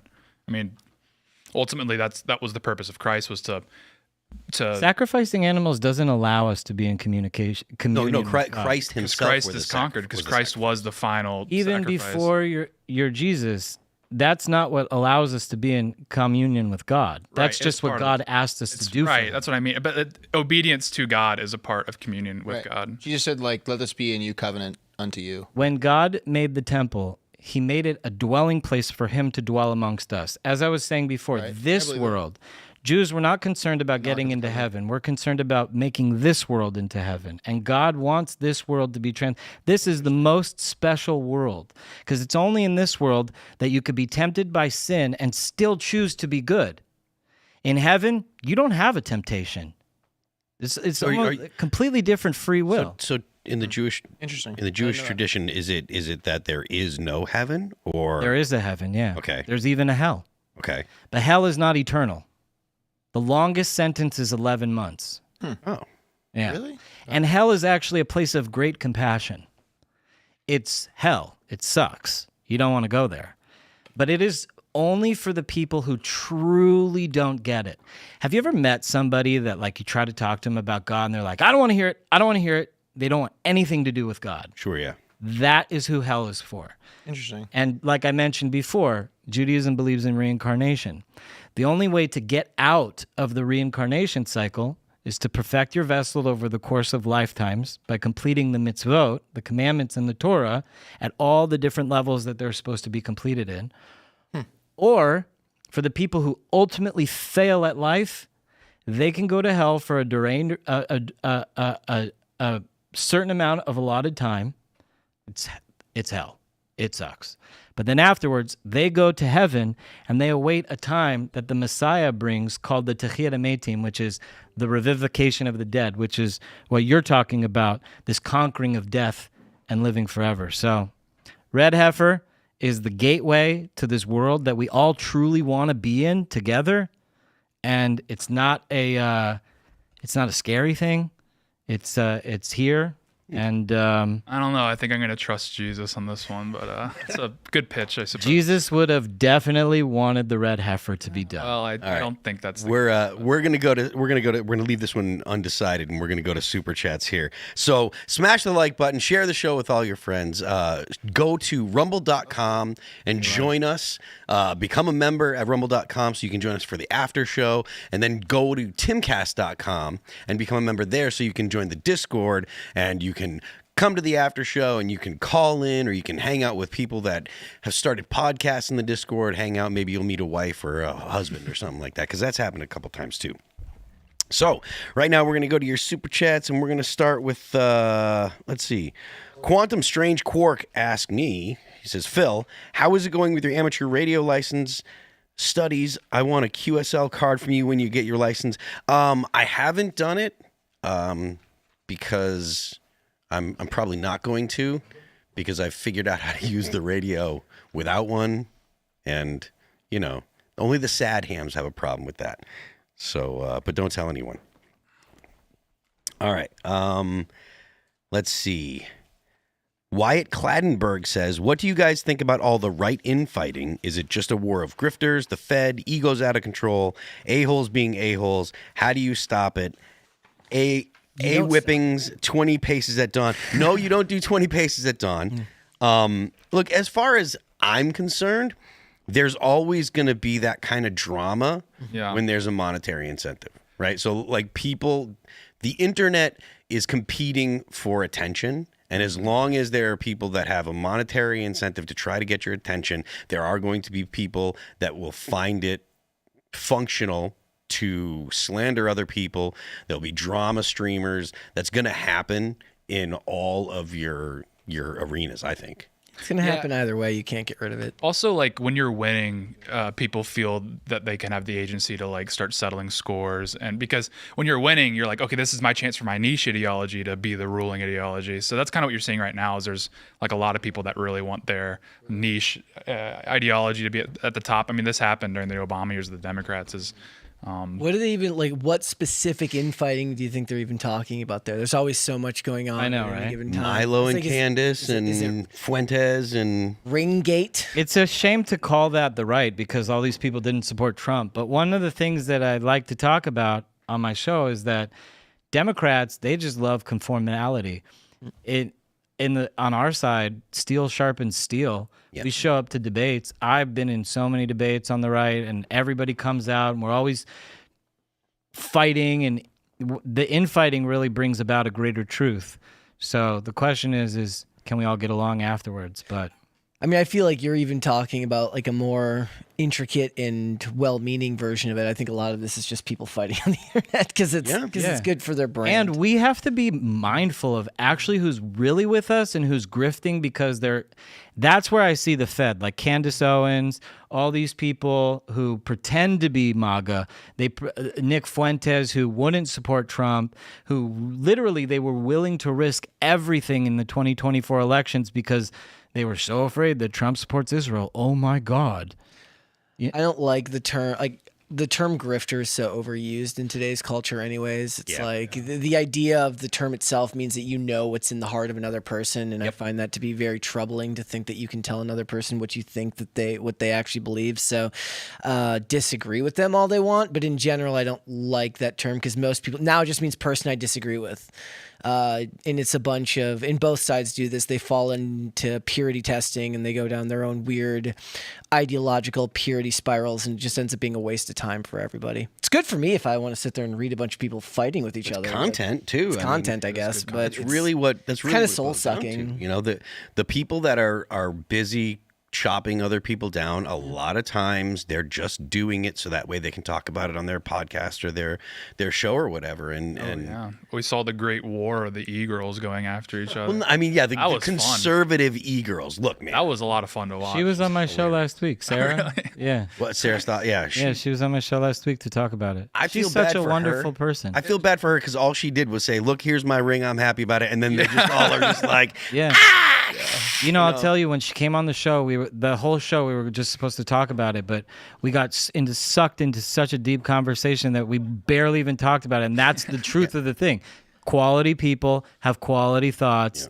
And this e-girl thing was so stupid. And whatever you were talking about was likely more interesting anyways. But the other, what they were talking about is only interesting for online fighting. It doesn't actually make for good conversation. Like if you took those discussions that they're having online and tried to have them in the real world, everybody'd feel stupid. Mm-hmm. So it doesn't actually translate. My favorite development of that whole e-girl thing was when they made a private chat on X and they included Shu, and the only input that she had was LAM, why am I here, LAMO, and then she left right away. That's exactly what she should have done. You know, I'll tell you something, guys, that was so disappointing to me is we're inflated on our own egos. We exist in like this really like this small microsphere on X, and the rest of the world is not engaged the way that we are. So when all this stuff goes down, like even anti-Semitism, they think, oh, anti-Semitism is growing like crazy. No, it's being astroturfed and socially engineered on X, but you get out into the real world, people don't even know who Timcast is. Mm-hmm. You know, I was so upset. I was on the plane coming here, and I was like, I'm going to Tim Pool. And they're like, who's Tim Pool? Yeah. I'm like, well, if are you on X? No. What's X? Exactly. You know? Exactly. Shane H. Wilder says, Paxton is filing a lawsuit to make Illinois honor the warrants for the Dems after 3? Ill? Judge Scott Larson denied the original request. Come on, Illinois. I thought you loved gerrymandering. I mean, I think they do. It's just a matter of who's doing the gerrymandering or whatever you want to call it. Let's see. I love gerrymandering as a term. It's so whimsical. Whimsical? Yeah. Go ahead and elaborate, please. It's just a funny way to describe it. It's just so literal. It's old school. It's very old school. Lax King 123 says, we finally added Josie's 1776 signature blend to our shelves at Chronic Golf and Games. Cold brew incoming for all of our customers. Any chance a Michael Malice blend is in the works? Kel? I don't know. I feel like Tim had talked about it, but I don't know. I don't want to, step out and say anything that isn't. Yeah, we don't know much about cask brews going on. Tim likes to play that stuff close to the chest. Yeah, definitely.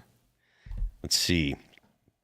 I want to read this one, but I don't want to knock Alad without him here. I feel bad. Rude. Josh2371 says Alad is a typical war hawk, a coward, want America to fund or participate in these wars, but doesn't go to serve and participate in these bloodbaths, but expect people's children to go die for him. I don't know if that's actually an accurate representation of Alad's take. a bit of an I example. get picturing like the Little politician who actually says that behind closed doors. Is actually what I want is for your kids to go to war and die for He me. like campaigns on. He's like, honestly, I got this new idea. Let's just like kill your kids. No, that's a great idea. Yeah. That's what we were talking about earlier today. If there was, if you could read politicians' minds, it'd be like, Yeah. do they really want to go ahead and just kill your kids? Yeah. Wow. You know, I hate that. I hate that more than anything when they say they do it for Israel. They're like, I'm not dying for Israel. Nobody's dying for Israel. Yeah. Like, stop with that. That's like what you were saying with the grifter thing. That it's just like lost its meaning. Well, the IDF would probably do some dying for Israel. The IDF is not Americans. You know? No. Americans are never going to Israel to go fight Israel's wars. No, that is not. I mean, but Americans are rubbed raw from decades of wars that have been fought, that where, you know, American citizens have been fought, you know, sent overseas to fight in countries that don't want them there, and their children did die for that. So now you're maybe right. Like, there is a portion of the internet that they're saying it because it kind of catch-all and it's catchy and It's a it gets slogan. clicks. That's fine, but it doesn't mean that the general premise is wrong, which is that there has been a lot of war and a lot of death, you know, that this country has brought upon itself by getting itself involved in countries that didn't want them there in the first place because there, whether it was oil or drugs, whatever it was. And I think that there's an honest intention there, even if it's kind of morphed into something more, especially like you said, when it's on social media. That's very different than your parents saying, I don't want my kids going to a foreign country, not saying anyone specifically, dying for, you know, something they don't believe in. Question for you. Do you think that America could ever survive a draft? In 2020, Can barely No. survive the NFL. yeah, like, oh no, then we're gonna have like fantasy booking in the draft. No, in this day and age, I don't know. No, I don't think so. If it's a draft in a similar way that the draft was instituted for Vietnam, no. Oh, yeah, no way. In World War II, I believe there was a draft, but it was totally unnecessary because everybody volunteered. Right, there was a draft in World War II. If I could be wrong, but I think there was a It's draft. true. In World My War II. grandfather told this to me. He fought in Yeah. World War II and he volunteered because he's like, "This my country needs me. I'm not going to be dragged into a draft. Yeah. I'll just go." But the You were other just like, thing, we're going. to the point that they were making, is like there's people still who feel as if, you know, whether it was Iraq and Afghanistan, weapons of mass destruction, and then as media branched out, we no longer have the four networks that have been lying to you and, you know, basically giving you the government line for however many decades, where their kids did go to war on a lie. And that is something that still makes a lot of people nervous. So, you know, it's just easier to suss it out now because we have our own way of getting information that's not tied to Fox, MSNBC, CNN, ABC. AK Storm 49 says Brandon Herrera is running for Congress again and is already getting spicy on X. I can tell that Ernest Tony Gonzalez is going to get epically cyberbullied even better this time around. It is already starting. I've seen a lot of the unsubscribed guys, and I've seen angry cops going after Tony, and it's going to be an S show for Tony Gonzalez. And look, this time I would not be shocked if Brandon could get across the finish line in first place this time. He only lost by 400 votes. And in a congressional district the size of San Antonio, I mean, in a congressional district that size, 400 votes is not a lot. It is very, very few. So it's completely reasonable to think that Brennan would win. And I personally would love to see it. Good luck to Brennan Herrera down there in Texas. Seth77 Monkey says, shout out to Timcast and Rumble support. My subscription had an error that prevented viewing members only and premium content. 2 emails later, the problem was solved. What problem was fixed? Thank you. When was the last time you heard like anybody say something nice about customer service? I mean, that's why it's super important to read it, right? Like he got Brian. What? Shout out, Brian. Yeah, shout out, Brian. There Holy you go. crap. That is that's something that you know it's good to draw attention to positive feedback, Good on especially. you. Good economic indicator. Yeah, you know, especially seeing as it's so rare that people actually have positive interactions with any kind of customers. Number one in customer service used to be like a selling point for a company. Now they're like, we don't even care because we're shipping it elsewhere. Right? Yeah, real. All right, let's go back to here we go. That's going right there, I think. That one gamer says, Gen Z here, just saying the left tries to divide us by race, but we unite through racism. Perfect. Depends on what corner of X or Instagram you're on. That is true. It's been said, yeah, that the racist community is actually like really accepting as long as you're also racist. Yeah.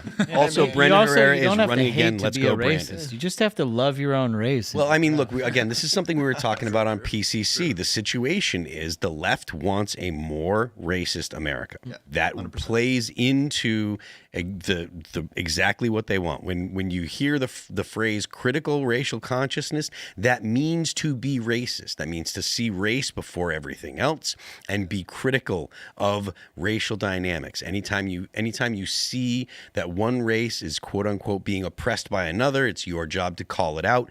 But all that does is make more racist people. If you put race before any other dynamic or any other part of society, you're going to end up with people that are more racist.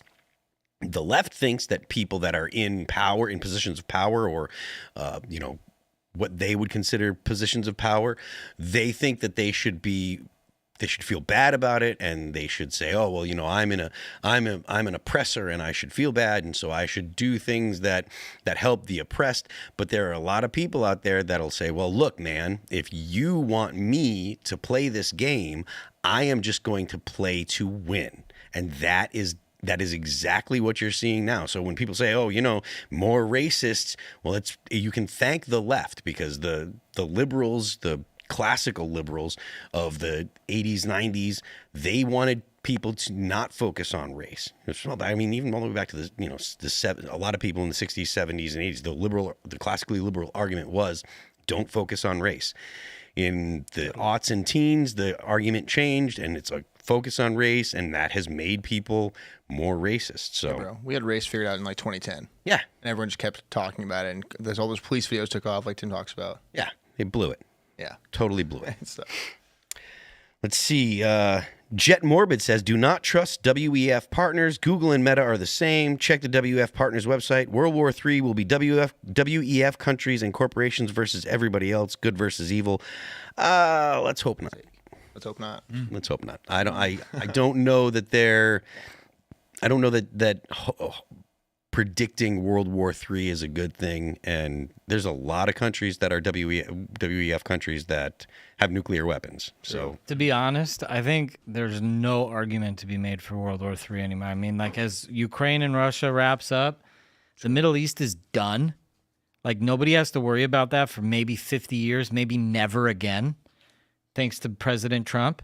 Yeah. And if he figures out this Ukraine-Russia thing, we're in the clear, man. We could start to travel internationally again. Yeah. Well, I mean, I'm a bit of a China hawk. I think that China is probably the greatest threat to the United States right now. Maybe not militarily right now, but economically right now. And also, with the push that they're putting on, I'm not AI skeptical. There's a lot of people that are here at Timcast Media that think that AI is not all that it's cracked up to be. I think that it likely is all that they're talking about. And if you have a country like China that achieves AGI, that is something that would be bad for the whole world. So that's What's the difference between AGI and AI? Well, AI is like my Tesla, right? Like, it drives itself with a full self-driving. That's AI. Whenever you're playing a chess game against the computer, that's AI.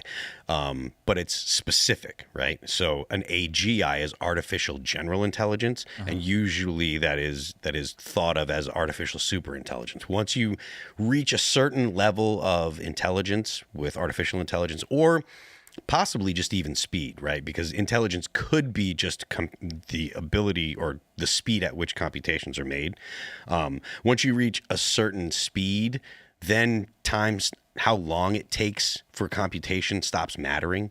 Because if a computer can do 10,000 years of thinking in a week, that means that in the next week, it'll be exponentially more thinking in that amount of time. So the argument is once you reach, artificial superintelligence, it will be able to outthink anything human beings can do. And whether or not it takes over, starts making decisions or not, you don't know. But part of the problem or part of the fear with AGI or artificial superintelligence is it's so smart that it takes over and no one can tell. It just gets people to do what it wants without having to convince or fight with humans or whatever. It's just like it So do you think it already happened? No, not You right don't now. think it already No, I don't think so. So this isn't like a Matrix where it already happened and No. we're just I don't think getting that. the trickle down. I mean, look, there's people that believe we live in a simulation. I personally don't think so, but I don't think that the computer systems that we have, the artificial intelligence that we have, I just don't think that we have the hardware to do it yet. I don't think that it's. You don't think like the government secretly does or anything like that? No, I think that there's still physical limitations on the processing power and the electricity generation. It takes too much energy to do the computation necessary for the levels of artificial intelligence that we have now, and to get to super intelligence, that amount of processing power. Right now, one of the things that happens with these massive data banks and GPUs that they use to do the computations necessary is they're doing so much work and that they literally melt. So it's a physical thing in the real world. There's electrons going through it, and it heats up so much that they actually will destroy themselves. So basically, if we want to stop AI, everybody should go on ChatGPT right now and ask it to draw like 100 different things. I don't think that we could stop it. Like if we all draw like images at the same time. Everyone do Mona Lisa right now. Well, I mean, Everybody go to ChatGPT. Have them draw Adam King in a crown and see how. see the problem with your theory Save here the is world. that might happen for ChatGPT, and if everyone did it There's for all other of the ones, AIs yeah. in the United States, that would take care of the United States AI, but China's still China, working. exactly. So, and that's the argument to continue to push AI and work for this stuff is these AIs are going to be produced by China if the United States doesn't, and the United States has every incentive to win. But we are going to go to the uncensored live, uncensored after show right now. So smash the like button, share the show with your friend, go on over to Rumble, join up, become a member, and you can join us in the after show. Do you have anything you want to shout out? Big shout out to everybody who continuously follows me and supports me on this journey. What's your Twitter at? Twitter at The Adam King Show and at awesome_Jew_. Awesome. And you can find me at InfoWarsBand.video where I keep all my videos. And other than that, I'm really censored. It's hard to find info. I'm not allowed on YouTube. A big shout out to YouTube. This is the first time I'm allowed on YouTube in a really long time. Oh, really? Oh. I had a bunch of people try to host me on YouTube, and they all got strikes for hosting. Hopefully, so. this show won't get flagged. Jeez, oh, yeah. Fingers crossed. I don't think so because I have the ashes of the red heifer. There you go. There you go. Tate. Yeah, I may be cooked. I don't have the ashes. So my Twitter, while I still have it, at Real Tate Brown, and Instagram at Real Tate Brown. No, it's cool to hang out with Adam. Nice to meet you, man. Nice to meet you guys. Yeah, come follow me there. We'll hang out. Guys, if you want to follow me, I'm on Instagram and X at Brett Dasovic. On both of those platforms, you should come out and hang out with us on PCC. We are live Monday through Friday, 3 p.m. Eastern Standard Time, which is noon Pacific. We're on YouTube and Rumble. See you there, guys. Tate, are you going to be there tomorrow? Yes, Yeah. you'll be there the rest of the week again. because Mary's out of town right now. Yeah. So Tate is filling in. He is Mary this week. I will be filing OSHA violation requests. Perfect. Just kidding. Perfect. I am Phil That Remains on Twix. You can check out the band All That Remains on YouTube, Apple Music, Amazon Music, Pandora, Spotify, and Deezer. Don't forget the Left Lane is for Crime. We will see you tomorrow. I think Tate will be doing the morning show Looks here. like it, yeah. So he will be here, and I will be back with at least one of these guys tomorrow doing IRL. So we will see you then.